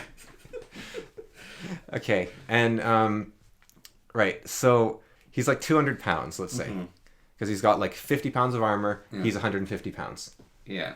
which is probably way too much armor for someone that way, but that's fine. So you need to move a newton is to move Remember the formula. a apple, which weighs an amount, a pound. Apples weigh a pound. Yes. 1 foot. Yes. It takes Okay, a here- newton of force, right? So to move 200 apples a foot. Okay, here's another thing. Though, right? Right? So you can get hit by a sword Yeah. and lift off your feet and sent flying. Yes. But the armor will not get dented a lot of the time. Because it's designed not to get dented. Right. So he'd have to have even more force Well, yeah. and speed. He was to moving cause the so denting. fast that the armor couldn't move out of the way fast enough, basically. Yeah, and so his sword, his poor sword, is going to be dull as all hell. What about his elbows? Yeah, that You ever too. considered the poor man's elbows? Okay, that's the other thing I wanted to talk about. This isn't as much as a criticism.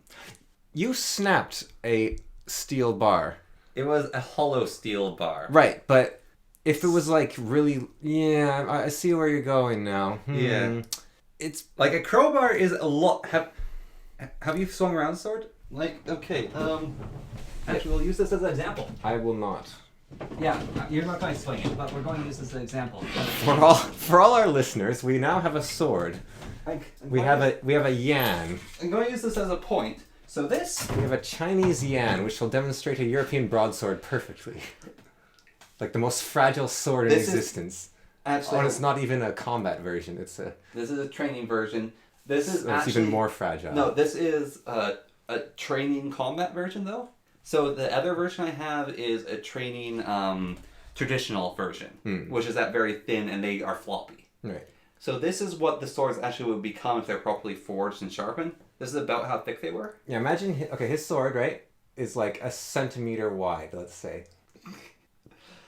Less than that. No. Broken sword Okay. is like a centimeter Okay, thick. Because this here though, Yeah. a medieval sword, like And it's 1 foot long. a long sword would be only a little thicker than this, actually. And, like, this thing wobbles about, and it does. Why it's thin, actually, is that helps stop my arm from getting damaged when I hit something. You know what, Connor? How dare you? How dare you? Do you think I'm such a poor writer that Broken Sword, an incredibly strong, incredibly fast man, would not have a custom-made weapon to fit his fighting style? Do you not think I would have thought this through? And that Broken Sword would have a I just want to know if he has a custom-made sword.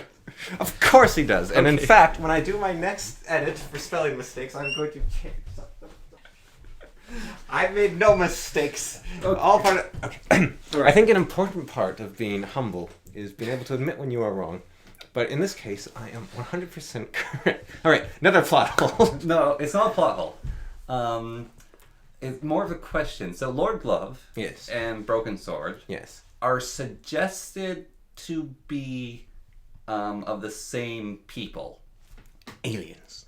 Oh, which is that they live a very long time. Yes. Both of them. And it's like the Kinesers don't live a long time, otherwise Rebecca would still be like mucking about in Lord Glove's business and being all mopey in her basement. Yes. So it's not Kinesing that's keeping Lord Glove alive. Yes. And it's not keeping Broken Sword alive. So they're both very long-lived people. Yes. It actually makes me sort of think of like like the Dunedain. Mm. Like it's sort of like I'm listening to the Lord of the Rings again. And it sort of made me think of like the Dunedain, like how they live longer, but also like they're faster and stronger than normal men. Like Boromir is a greater man than most. Like a lesser man than him wouldn't be able to do the things he does basically. Yeah. And that's so because Denethor is like a Númenorian basically. Yeah, but Boromir is like so Boromir is probably like a Númenorian really. Boromir actually looks more like a lord of the Rohirrim, though. Mm. He's described. It's his brother that's like a Númenorian. Boromir is more like the Horse Lord's ancestors, who are also great men. Yeah, but Denethor is said to have like the same strength as the Númenorians. Yeah, like he's as powerful a wizard and everything. He doesn't have the life of them, though. Yeah, but his son also had like the presence and stuff. Anyways. Yeah, because Faramir and Denethor are both wizards. Yeah. Well, Faramir could be. But... Yeah, the presence, so Broken Sword, I mean, very early on, gets his name. Yeah.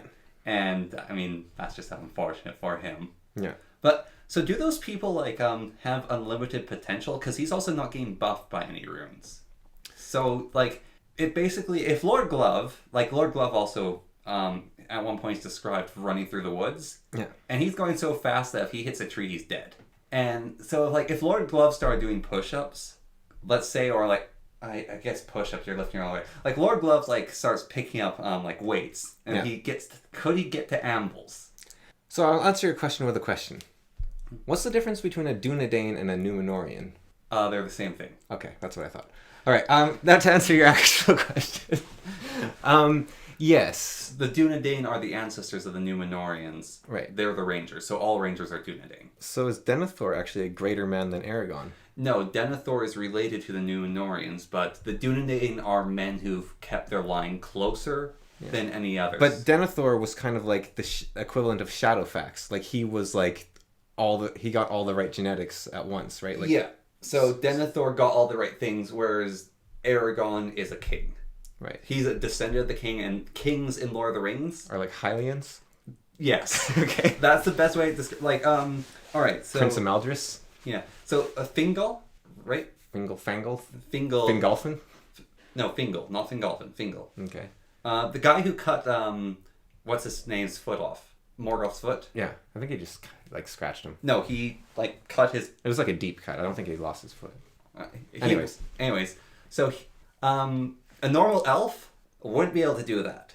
Even an elf from that age wouldn't be able to do that. He could do that because he was a king of elves. So when like all the races were made, their kings were like basically the gods are like, all right, and this is Durin. So your normal dwarf, like he can pick up like a boulder. Yeah. Durin can lift up 2 boulders with one hand. So Merry killed the Witch King. Yeah. But Pippin is the royalty.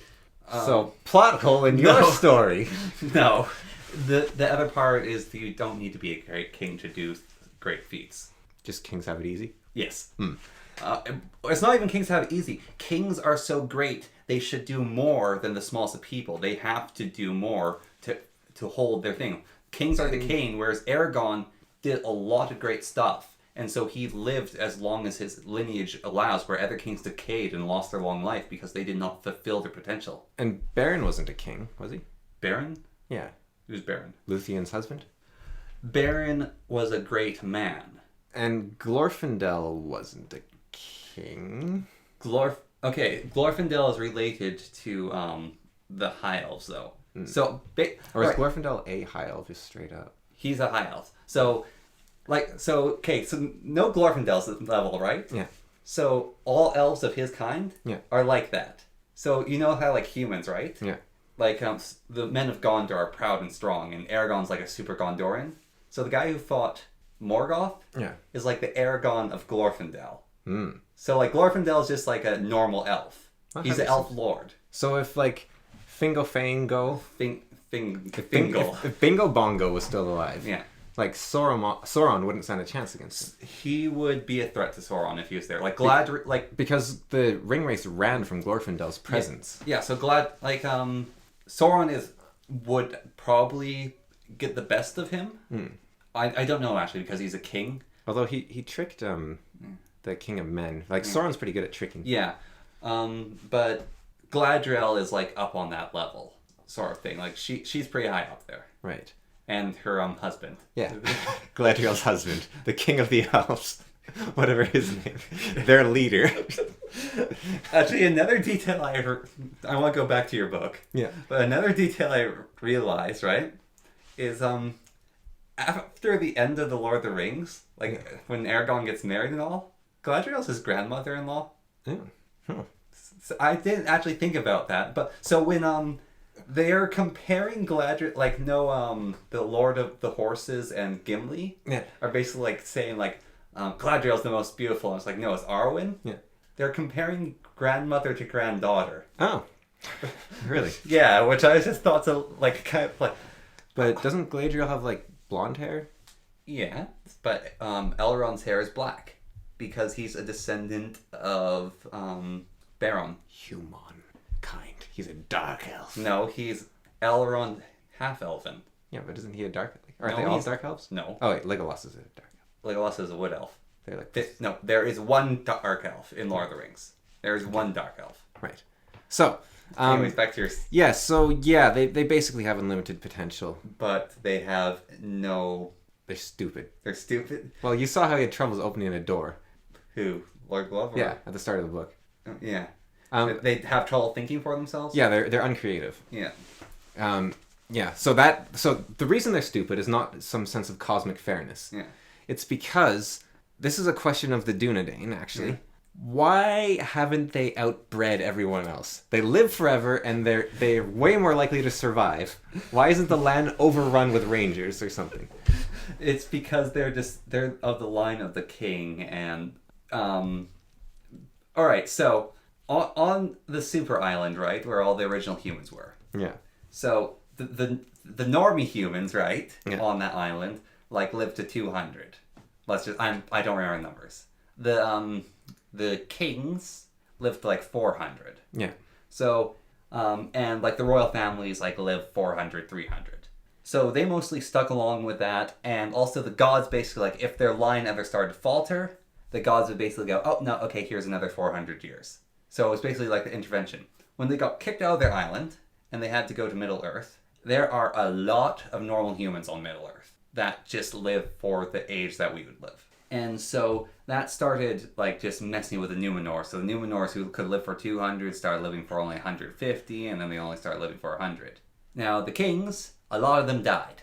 A lot of them, like the lords and stuff, when the island sunk. So already your gene pool is a lot smaller. Yeah. And the genetics can never be built up again. A big theme of Lord of the Rings is things only become... Like, it's very, very rare for something to be better than it was. Like, the forging of Aragorn's sword is a miracle. Shadowfax. Yeah, Shadowfax is also a miracle. Denethor.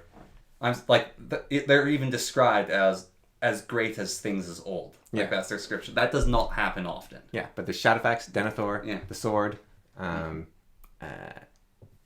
Billow. So basically, the bloodline just starts. Helm's Deep. Helm's Deep. It's building. The caves. It was undiscovered, so Yeah. it was always like this, just undiscovered. Yeah.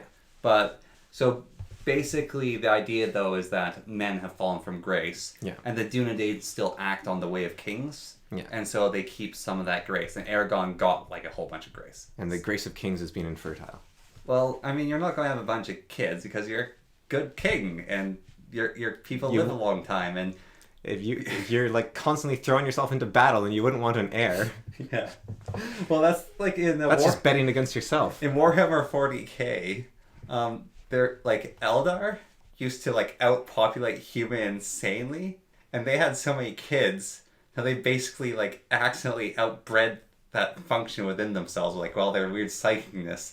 And so there's like no like Eldar children are incredibly rare because most Eldar accidentally made themselves infertile by like how much they bred. So yeah, the like Lord Glove and Broken Sword. Yeah. The reason that there's not like a billion of them walking around the earth is because most of them starve to death staring at the fridge, basically. Really? Yeah, like because they don't have. They can, if they're given a task, they can do it just fine. Yeah. But the step 1 to step 2 is sort of where they struggle. Well, so a question I also had. Yeah. It describes Lord Glove's parents, Yeah.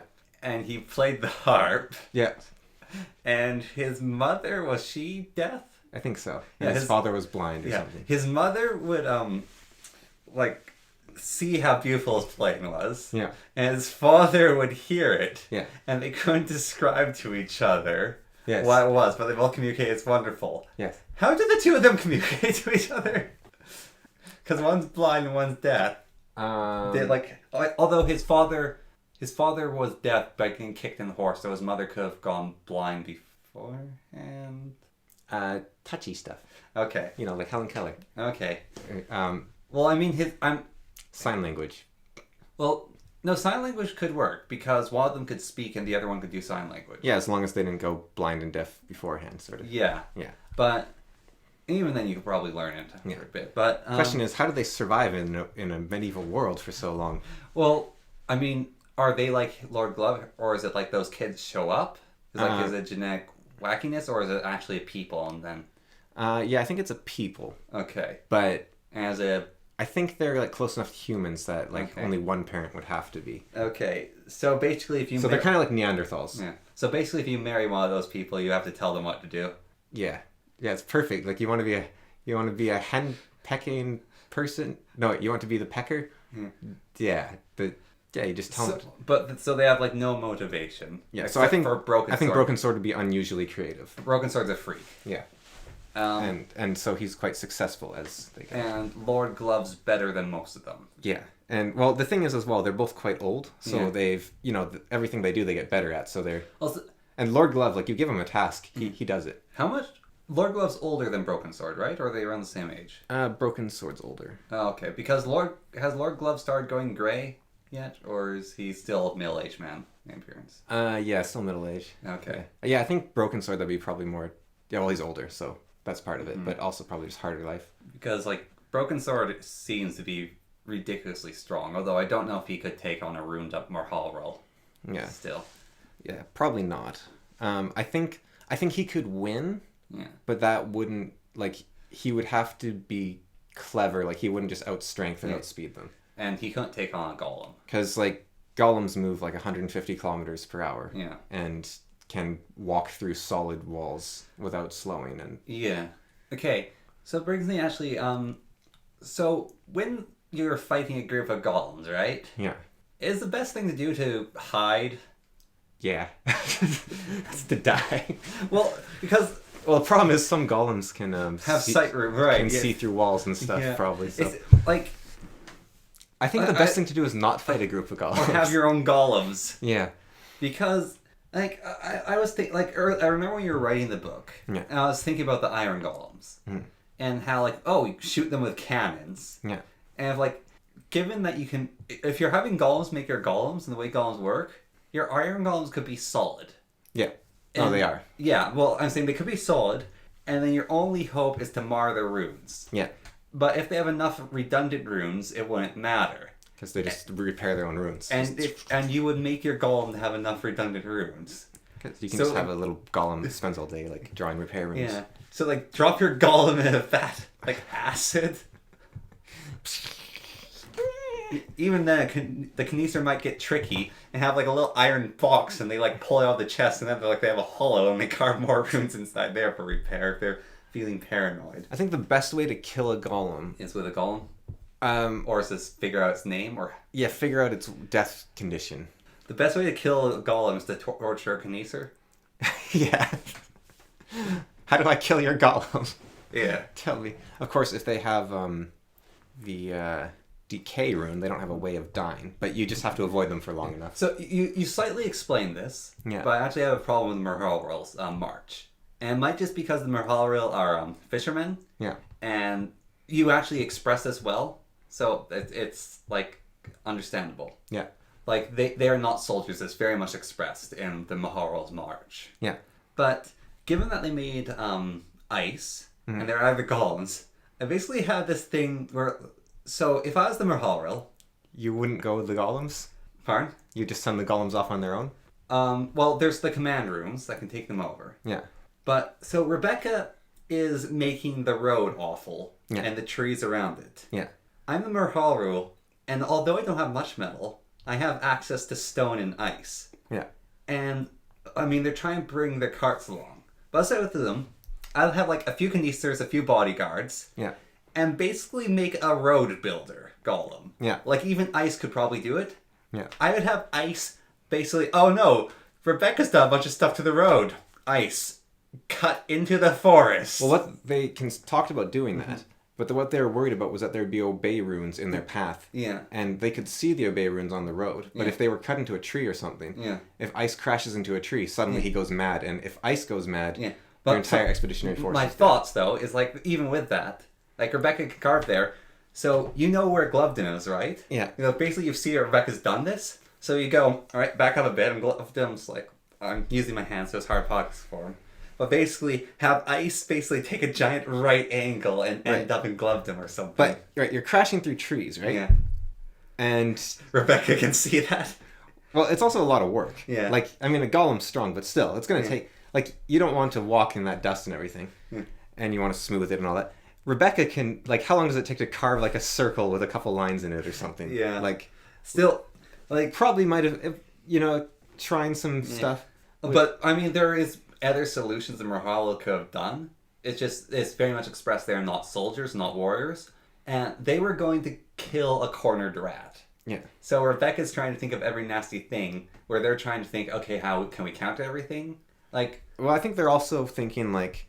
We're off to carry out an execution. Yeah. They're not out to carry out a war. Yeah. Like, they're not in a war mindset. Yeah, whereas, like, if I was saying, like, again, if I was the Merhalril... Yeah. Like, I don't know how difficult ice was to make, but, like, make 10 of... Like, the whole thing of, like, Lord Glove, like, one iron golem. Yeah, make 10. Make 10, like... Well, the Merhalril also, they have the vows. Yeah, they have a lot of laws, so... Which restrict them... Which is very convenient. Yes. It's against the vow to not take the road. Even... They're nature lovers. Okay, even then, right. So given some of the stuff they could do, could you make a flying golem? I don't know. Because they levitated the stones. Yeah. That was... They were balancing the stones. They weren't levitating them. Okay, but... Okay, fine. Could you make a golem that could walk on top of trees? Probably. With that. So could they just, like, had a, like, tensor floating disc, sit on it, and go over the forest? Yeah, they probably, like, I don't know, that would have been, because, like, the floating thing was very unstable, right? Yeah. So that would probably be too risky. Yeah, but, I mean, given the guy made a hand watch, like... Yeah, but that was, like, he never finished it before he died. Yeah. I mean, so if, basically, if the Merhalril, they aren't, but if they turned their minds to war, instead of being executioners trying to follow their law, they probably would have gotten Rebecca a lot easier. Well, there's a reason that but the king, what was his name? The guy killed all of them? He tried to exterminate all of them. Because they're terrifying. They could take over the world easy. Yeah. Like, they're a very powerful little tribe. Well, they weren't they were a guild before, basically. Yeah. And then they fled and became a tribe. And then What, they sold Rebecca for a pair of boots? Well, no, that's what Emmett said, Yeah. and that's how Emmett phrased it. Yeah. But they said, basically, can you give our daughter, like, her, the finals, like, you know, a journeyman, where you have to go out and, like, work somewhere. Yeah. They basically said, okay, can you be the journeyman thing? Yeah. And because she will do work for you, and she won't be doing work for me, I would like compensation for that work. Is another way to look at it. But Rebecca's a kid. She's 19. Yeah, she's still even 19 like that happening to you. She might have not totally interpreted it rightly. That's... Yes. So... Sorry. I's interpretation of that. Yes, I's interpretation of Emmett's story that Rebecca told... Because that is one of the... Emmett. I think the darkest part of your story, by far, is I. And what she's being made to do, which is be a Kneeser. For... was essentially a warlord. And someone who wants... Like, he wants to keep his kingdom intact, but it is inevitable, given what King Otto is doing, that she will have to make weapons of war. Yeah. Because Rebecca said, I will never make golems for battle again. I is a kid that can be manipulated. Yes. And so that's but like... The entire story, like, it's not... It's so... Like, the parts basically where I is having to deal with Emmett, I hate Emmett because of that. Well, yeah, a tip to people, like, that maybe have read the story or are reading it, like, let's assume that ever happens, and they listen to this. Yeah. The stars align. Yeah. Romney. Emmett is... Not a good thing. Well, no, Emmett... Just because somebody's... How about this? This applies to every character. Just because somebody says something doesn't mean it's true. Yeah. How about that? Even though Emmett says... Well, Emmett is a golem of truth. But if George Washington says, I never tell a lie, like, was that the truth? From what I understand, Emmett is the culmination of Rebecca's knowledge near the end of Rebecca's life. And Rebecca's life is based around a massive amount of bitterness. And she's also isolated and alone. And so, but she's imprinting. So it's like, imagine a very angry old woman playing a game of telephone to try to teach a 6-year-old girl. 9. A 9-year-old girl. Yes, and that's what it appears to be anyways. Yeah. Because imagine a bitter old woman trying to enact her revenge after her death through a 9-year-old girl while not wanting to reveal that she's doing so. Yeah. Then what would she do? Yeah. So one thing, actually, after reading the end, so the first time I had the story read to me, I want to ask you if it changed the ending? Slightly. Because I might have misinterpreted it the first time. Okay. Spoilers until the end of the podcast, let's say. Yeah. Okay. So I might misinterpret... Except I might talk about incest at the end again. But... Okay. I might misinterpret it, but did she always hug her golem at the end? Or was there some weird other entity in the first draft that she comforted her? No, I think it was always the golem. Okay, that's why I misinterpreted it. Okay. Because I thought that it was the giant, or like something similar to the giant that was there. Oh, that dug out the tunnel or something? Well, you know the orb, right? Yeah. And she's like, thank you for listening. This is my last moments. I love you. Yeah. I thought it was an entity equivalent to the Titan. Oh. That had showed up out of nowhere. And I was like, it's okay. And then she's like, oh, and she's hugging her. And it's like, what? Like, as my first... I was very confused. Very, very confused. But reading it this time, it's like, oh, that makes sense. Okay. Just like... Well, it's like a smaller version of the Titan. Yeah. That's like a M. Night Shyamalan, like... Bam. Also, your Santa Claus reference was very amusing. I had to go back like 120 pages or something and change the color of his clothing just to make that one tiny line work. And it was worth every second.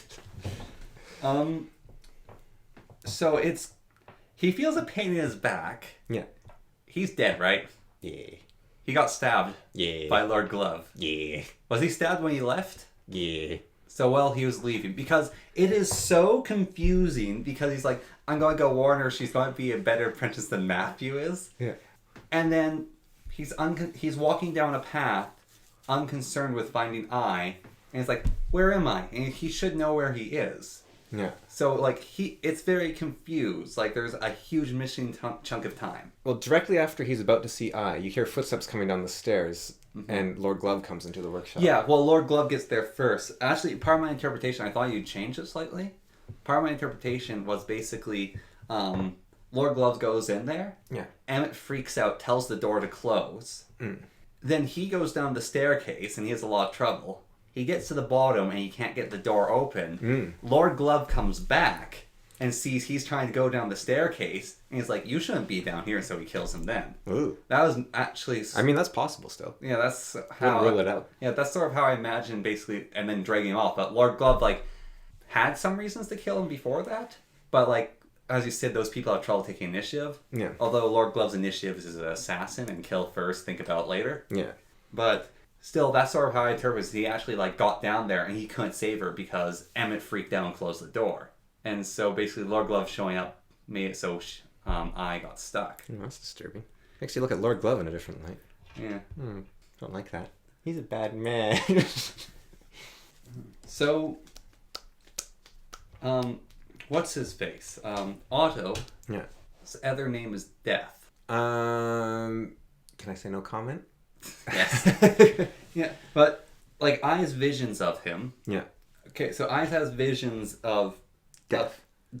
Yes. And it's a man made of onyx, I think. No, it's a shadow surrounded by flame. Yeah, shadow surrounded by flame. But she also sees a man of black stone.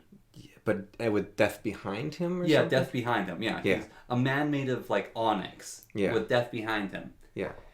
Now, whenever it describes Lord Otto and those weird interludes, Yeah. where Lord Glove's talking person, I only figured out really is Lord Otto when it's like you've lost before. King Otto. Yeah, King Otto. Yeah. So it's like you've surrendered before and won. Yeah. Now, sort of like I sort of knew is because we've talked about this before. Yeah. But in a lot of his descriptions, like it sounds like he is made of stone.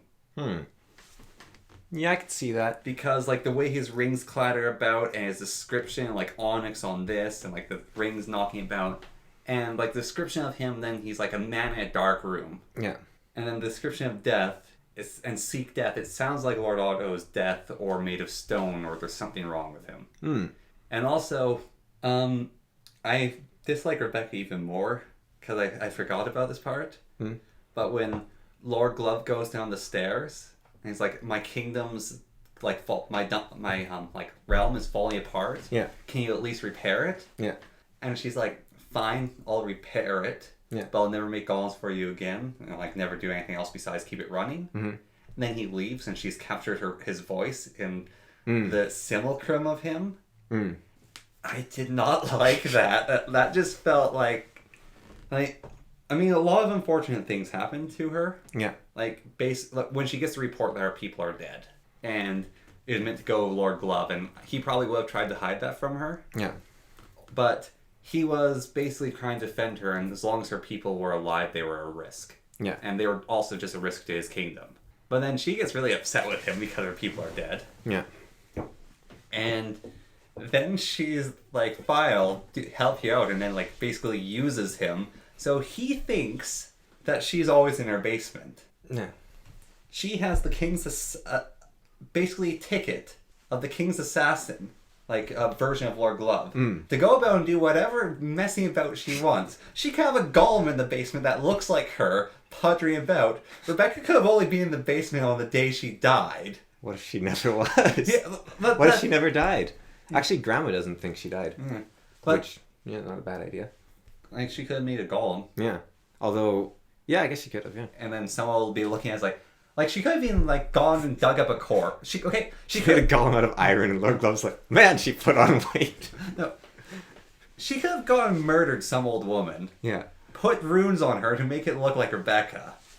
And then, was it 49 days later? Is that it? Or For a rune, it's months, I think. okay, 49 months later, right? So the grovekeeper is like walking over to Verse. Yeah. He's walking over to Verse, and he's like, "Boy, that mold's hitting hard." And then he walks off. Don't look familiar at all. Yeah. totally different bone structure. This one he's nailing her to the tree. He like, what the? I missed. Also, I haven't missed since Growth Keeper training. So the thing with Matthew, Yeah. where the insane philosopher tells him how to rule. Yeah. And then he's like speaks with a whole bunch of confidence. And then he's writing those letters, having like a really, really difficult time trying to convince that person. Yeah. And he basically straight up insults him. He's like, "Sorry, your mother's in, and I can't have you come by." Yeah. Like, and then when Matthew, it feels like basically he had a moment of being really heroic and leader-like. Yeah. And then it's like, "Oh yes, you shall go and rally allies to me." He's like, "I shall go rally allies to you." And then it turns out he's really in over his head. That's sort of what I feel like's happened to Matthew. Yeah, that's kind of funny. Yeah, I like that. So I can slightly understand also, it's like they have golems when Queen Hawk or whatever Yeah. is like, oh, they have golems. And it's like why she didn't want to get involved in war? Mm-hmm. That fortress is very cool and impossible to siege unless you're like Augustus, not Augustus, Alexander the Great or something. Just build a ramp up it. Yeah. Well, actually, Tiberius? The Romans sieged something like that by building a road. Yeah, that's Tiberius, I Yeah. think. Yeah, they actually built like onto a plateau. Yeah. Yeah. They turned a plateau into a mountainside. Maybe not quite as tall, but yeah. Yeah. But anyway, so that thing's ridiculous. I was like, oh yeah, you could be in there. At least the side they climbed is ridiculous. Yeah. You could, but you could be in there and be safe from golems. So I was thinking about, like, so the absolute, like, David, right? Yeah. His job was to create stuff. Yeah. David's story is actually kind of sad. And he goes and sticks the chisel on the ground. That's his creativity. And then he tears off one of his own arms. Yeah. And he's like, damn, I can't get the other arm. And he's trying to figure out when it gets picked up by a bird. Yeah. But it's like, okay, that's his level. And then the golem made of pottery. Yeah.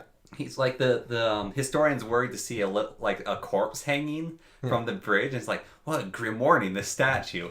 And Elisa Yeah. can like effortlessly like lift up eye, and she's this, and Elisa's a pottery golem around the same size of the eye. Yeah. And she could probably like carry around. Well, she has carried. Yeah, she carries eye. Yeah, she carries eye and various other heavy things, and even like was the tool? Is that it? Yeah. The little Dirt ball. the hovering dirt ball with sticks for arms. Yeah.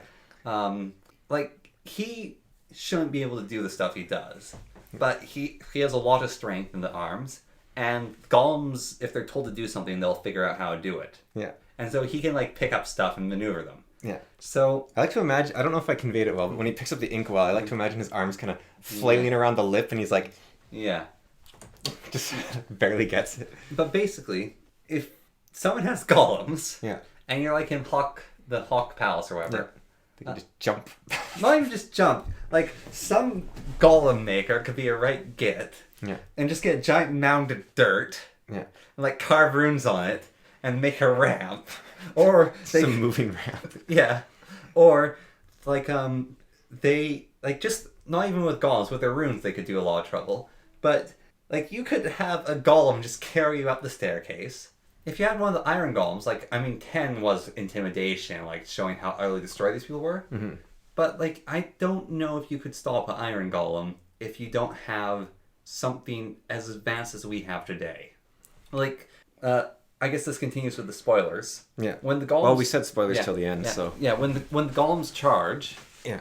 and the pikemen manage to kill a few pottery and wooden golems, Yeah. like, they're getting lucky there and, like, marring And the also get runes. launched like 50 feet a lot. Yeah, and like they're getting lucky there. Yeah. And those are probably not golems made to the extent that the iron golems were made. Yeah. Like These are just made by a little girl that doesn't even know what they're for. Yeah, and she's not like covering them in repair runes and stuff. Yeah, these aren't war golems. These are Yeah, just... or the little golems with blades and fire that like zoomed into the city and killed everyone before the Yeah. iron golems got They actually there. went up the walls, Yeah. so obviously they can climb. Yeah. I'm not actually sure how, but yeah. There's climbing golems apparently. So Yeah. I think they could just go up her defenses. Just whee! Yeah, so it's like The little golems are probably more dangerous actually Yeah. than the big ones. she realized that she wasn't safe. Yeah. Well, the little golems are less dangerous in one fact. How they're less dangerous to the creators because of their commands. Right. Because the big golems were commanded to grow and destroy, Yeah. and then they were pointed in a direction. Yeah. And so they went and did that. Yeah, and they got bigger and bigger and bigger. I was thinking actually, right? You got an iron shortage. Yeah. You make an iron golem. Yeah. Leave him alone for a little while. Kill it. Falls apart. You got more iron. You don't even need to kill him. He just falls apart. Yeah. Bam. Although More iron. I have a suspicion that there is a way for golems to restore themselves. And you don't have. You can say no comment again. There is no way. The only thing that can restore a golem is its master. Okay, so could Alisa restore David by poking him with the ink that he's made with? Yes, because she's its master. Yeah. Yeah. Except he's dead. Yeah. But so she can make a new one now. no, because remember what Emmett said, that a golem can only make one, do one command.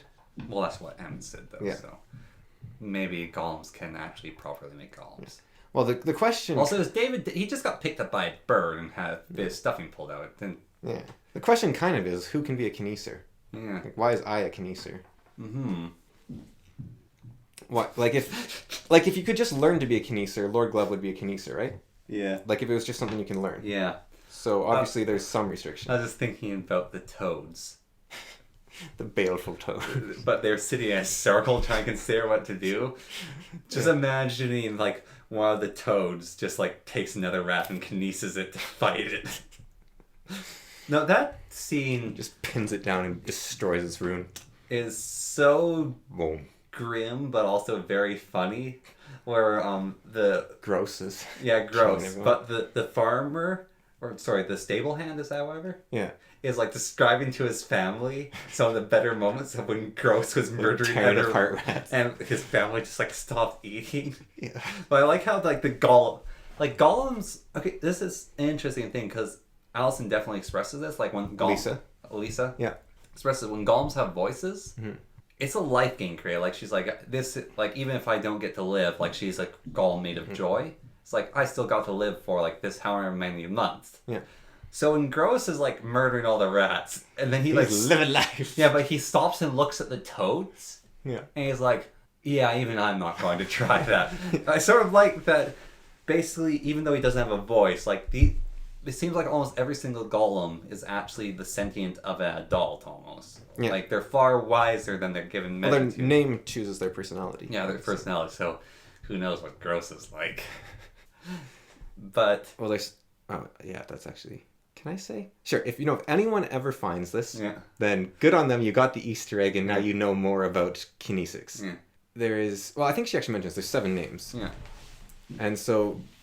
there's not there's more than 7 names for golems, Yeah. but there's 7 kinds of names. Yeah. So Tool and Ice have the same name essentially. They're both tasks. They do something. They're both Tools. emotionless. Ah, yeah. Because Tool, get out of the way! I tripped over you. yeah, because Tool. What it means like emotionless or something or servant. There was some reason I chose it. Like the etymology was the same as. And he'll be Ool when he dies. And Matthew will be Atthew. That does make Emmett's name weird because she actually does have an old name, which means what kind of golem is she really? Yeah. Is she a golem of truth or a golem of death? Yeah. But Elisa is that isn't a real name.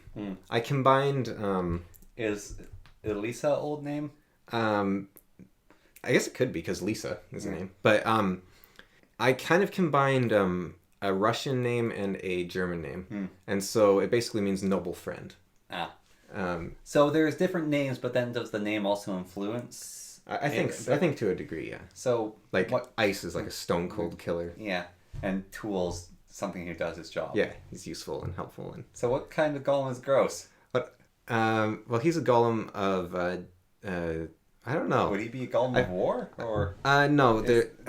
I forget. There's wonder. There's neutrality, which is what you're supposed to make golems is neutrality. There's death. There's truth. Yeah. So David was a golem of wonder. Yeah. Gross could be truth because he is that. Yeah, I think he's probably a golem of death, but I don't remember what the other 2 are right now. I have them written down. Splat. That's against their laws, isn't it? Animating corpses, yeah. Yeah, and that's why they were really horrified when she pulled that. Okay, where did Lord Glove get all the bodies? He knows a guy. Because he couldn't have gotten them from the burnt city. Because... The bodies were destroyed. That was the city was so destroyed, only ashes are left. Unless they took the bodies aside. I mean, there was a lot of fighting going on, not just the burned city. Yeah. Your graveyard, you just dig it up. Whee! Yeah. But, yeah. He got some volunteers. So, I am happy that you kind of said that there's not anyone can be a Kineser. What makes them a Kineser? Because that's a slight problem in why isn't everyone a wizard? Yeah, why isn't everyone a wizard? But it's also a double-edged thing. Yeah. So in D&D, it's actually interesting. So originally, so the original God of Magic, I think it's like the first Mistra, because there's been 3. Your choice was you could spend 50 years learning to cast a spell, or 50 years learning how to wear a piece of armor. No, I'm talking about in the story of the Forgotten Realms, not D&D. So Forgotten Realms lore. So the weave used to be like everywhere and super easy to use. Like there's great wizard lords, but then there's like a farmer who would like use a spell to water his field. Right. And like a cart man would like use a spell to repair his cart. Like everyone did magic. And whenever you do magic and you use a little too much of it, it basically turns the weave, and the weave is the universe and life. Yeah. It basically like damages it a bit and lets a bit of chaos in. So Mistress's job as a god is to go and close those holes. However, so your tenormal pleb farmer knows like 10 spells. Yeah. So there are wizard lords who are using spells to like create mountains, teleport dragons around, and all sorts of stuff. So like the world's basically like falling apart. Then this alien race shows up that eats magic, and they start tearing apart the weave even more. And they got attracted by everyone using magic. So after they got killed, and so in Mistra 2 comes along. Yeah. And she goes, no way in hell am I making the weave that easy to use again. And so magic becomes basically a puzzle. And so wizards are people who are smart. Like, one, you actually have to be able to do magic. Yeah. So that's like one part of the puzzle. But even if you can do magic, like other people can do magic, but having talent for it definitely helps. You have to figure out the most difficult puzzles in the world to like bring together magic. So that's why not everyone's magic and wizards in D&D. But there's also some people like Elminster is like a equivalent to call him like a star child. Like he could manipulate the weave without knowing spells. They became better at, and then when he knew how to use the weave with spells, he became a super wizard. But it's sort of like this thing in fantasy where it's like, oh yeah, magic, you just have to do bibbly boo, and it's basically a different kind of physics or science. If everyone can do magic, then it almost feels like, especially with the rules you've established. Although, like, basically not everyone can be a Kineser, add some vagary. There's Death, the woman with the big dogs. There's that Titan. Yeah. There's the Orb. So there's, like, these magic things. And, what was it? With, not everyone do magic, the bibbly boobly. Oh, I lost it. Anyways, yeah, there's mystery in the world, I guess. Okay, another mystery. I just wanted to make sure I got this right. So, Lanet is I's stepdad? No. Okay. But that is not your fault. Because... He is I's biological father, but not her dad. Huh? Because she remembers her father, but she doesn't call him Lanet. Yeah, that's because that's her dad. Yeah.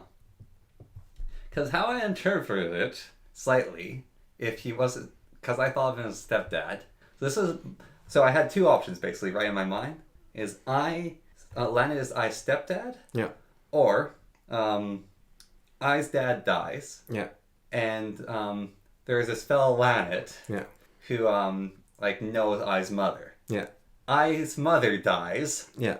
That makes Lanet sad because he liked her, or was like his friend. Yeah. So Lanet goes, come along, we're gonna be peacekeepers. And he like scoops her up and then wanders off with her. Yeah, exactly. No, Lanet is I's biological father, but not the guy in the memory. So the guy in the memory is her stepdad. Yeah, basically. Yeah. And is a peacekeeper basically someone who's trying to get over a trauma? A peace seeker? Yeah, peace seeker. They're Saunterer. Yeah. So they're a pilgrim as well? Or? Yeah, they're a pilgrim. So they're based on the Saunterers who went to the Holy Lands and people were obligated to take them in and okay. look after them. And he knows the old runes. Yeah. So he's probably dead. Blood Glove knifed him in the woods. Yeah. I mean, that would make sense because he... Yeah, and he's also going to go find the person who gave Ai the dress. Yeah. And kill her because she knows the runes. Well, her husband does. Or was it her husband who put all the runes on the dress? Yeah. Yeah, he ruined it, she said. Oh. Because her dress probably looks a little mad. Yeah. He's going to go kill her husband. I tried to do a little mock-up in Photoshop of what I thought her dress might look like, and I was like, yeah. Yeah, actually, I'm a little upset. They never got properly fired. I think I didn't ever get them from Port Creek, but I made some coasters out of clay. I made a nice one for Mom. I can't remember the design. I think I bit spiral roses. The one I made for you drove me near insane making. So I made the no normal pottery coaster. Yeah. Then I cross-hatched it. So I basically did a grid across the whole top of it. Yeah. Then in every single square, I drew a rune. Oh. And there was over 200 squares. And I tried to make every rune unique. Jeez. That'd be a powerful coaster. Yeah. Indestructible, self-repairing, pulls itself back together, heats your coffee, makes it look better. Yeah. It's a bit of a shame that I never got fired. Well, just use the image room to make it look fired. And then use the you carve it in copper so that it slowly cooks over time. Is there anything else? I mean, I did send you those mistakes I found. Yeah, I can't fix. Yeah, I know you can't fix them. I found a few more, but they weren't on any chapter names, and given that I'm using the Kindle edition, I didn't mark them down. Also, I never updated the Kindle edition from when Mom fixed it, so I definitely fixed the one with the Chosen. I don't know about the other one, but yeah. Yeah, there's one mistake. I can't remember where. Oh, it was the Avatar one. That you're just missing a comma. Oh. Which is this ox, horse, and something else. Right. But I was going along this reading, and it's ox, horse. Ox, horse. What's an ox horse? That's basically and I understand now why commas are important, because if you're reading along in a flow, and then you just go The worst error I think I made in the entire book, Yeah. Which I still haven't fixed in the Kindle one, because bad timing with injury. I think it is with the Chosen or something, where it's a sentence that's something like, he realized he was a... And then there's nothing there. Yeah. And it's wait, that was a very key word that's missing. There's also one where it's meant to be going referring to Matthew, and then it he's says he and he again when it should have been he and then him, or it might be him, and it's just and just some of those mistakes are just Hee. I'm Matthew. Was there any other thing? Oh yeah, sad. Well, I thought that the ending was actually I don't know. Yeah, the ending's a glimmer of hope. Basically, well, the ending is the end of child abuse. Actually, no one's going to tell Ai what to do anymore. Well, I mean, if she can get away. Yeah, she can get away. Maybe the door's locked and she's never leaving the workshop. Yeah. Maybe that's why Rebecca was down there for 50 years. Door, close. I will only open when you live. When you die. Oh, damn it. Maybe Emmett was actually sugarcoating things. And Rebecca was a super slave. Yeah. And yeah, it's awful. And she's stuck there forever now. But no, it's definitely... I think it's the kind of a... also, poor Cerule. He deserved better. You know who... He wasn't based on this guy. He deserved better, and he deserved to have the... Or if they had those archers, then... Oh yeah, easy win. No, it would have been such a different story. Just the siege of that place. What that siege was, right? Yeah. If we go into what it was, is so there's a group of rebels. Yeah. And they attack, and Cerule holds off. Yeah. And kills a bunch of them. Yeah. Then what's her face shows up with her fancy Golem forged armor, and she's a really good fighter. Yeah. With all her professional soldiers, and they attack these guards who have been tired out by fighting rabble. Yeah. And they're killing their countrymen, so that's messed with them. Yeah. And they still manage to hold down, they don't break. And so it's basically, but it's still a story of a rebellion. Yeah. And it's the guards were heroic, but they were guarding the wrong person. Yeah. So it's they were basically doing almost a Kantian imperative. Yeah. Of they were guarding the queen. Yeah. Even though they shouldn't have been because she's an awful person. They are guards, it's their duty. Yeah. If he had the archers on the roof, the peasant rabble would have died. Well, you say that, but the thing is, they have Two Rivers longbowmen on their side. Because they have heroes. They've got a shepherd. No, but I'm saying, the archers would... What Cyril wanted the archers to do was to shoot the one-armed blacksmith, to shoot the shepherd, and to shoot the other guy, because they shouldn't even have... So, their leaders would have died. Yeah. And also, having arrows fall into your ranks would have really messed you Bad up. for your morale. Yeah. Also, so they want to be able to, like, attack nearly as well. They might have even broke. Yeah. Then her liberation force shows up. They have to deal with the archers and attack Cyril. Yeah. And now it's a conquering force that Cyril the hero is fighting off. Yeah. And so it would be a completely different story Yeah, if that's you true, had those archers, because he would have fought off a conquering force. Yeah, he would be like the hero that saved the kingdom. Yeah. With queendom. Yeah. Yeah. And I didn't base him on this historical figure, but I almost wish I had. Yeah. He wasn't an Aztec. He was an enemy of the Aztecs. Yeah. And during one of the Flower Wars, Mm-hmm. I think this is how it goes. He was defeated and captured. Yeah. But he took down like 3 or 4 guys with him before they captured him. And so they were going to sacrifice him at their next ceremony, like keep the sun going or whatever they do. But there was a rebellion or an invasion that happened that attacked Tenochtitlan. Yeah. Or whatever. I think that was their city's name, right? Maybe. Anyways, that attacked the city. And so what they did was they said, all of our slaves have to fight alongside our soldiers because this is like way too big of an invasion. Yeah. During that fight, he he was a hero. Like he defeated more people than anyone. Like kind of single-handedly threw off the invaders on his own. Yeah. And they said to him, wow, you saved the city. Basically, you're amazing. We will suspend the we won't sacrifice you. We will release you as a free man because you saved the city. Yeah. And he said, no, you captured me in battle. It is my duty to be sacrificed. And so he went and was sacrificed. And he believed in that. And so he's like, in one sense, he's like an idiot. Yeah. He's like an idiot that people took advantage of. Yeah. In another sense, he is a hero like Michael from Dresden Files, who was committed to his beliefs. Yeah. And that is their religion. That is their moral truth. That thing. And always stuck to his beliefs. Yeah. Like he fought, he did his best, he was always true to his people, and then he was sacrificed because he was captured and the gods chose he should die. Yeah.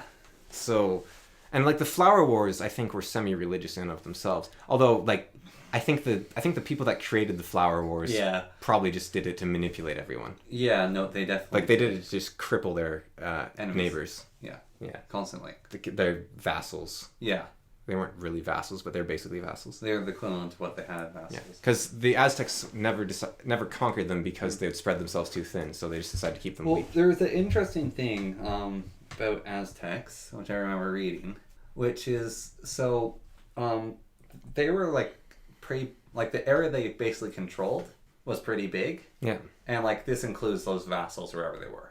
So there was a few groups above and below them, and they were terrified of the Aztecs. But the Aztecs never did anything. Yeah. But there is one Aztec leader, they think, because Aztecs recordings are a little difficult to keep track of because a lot of their recordings are religious. Yeah.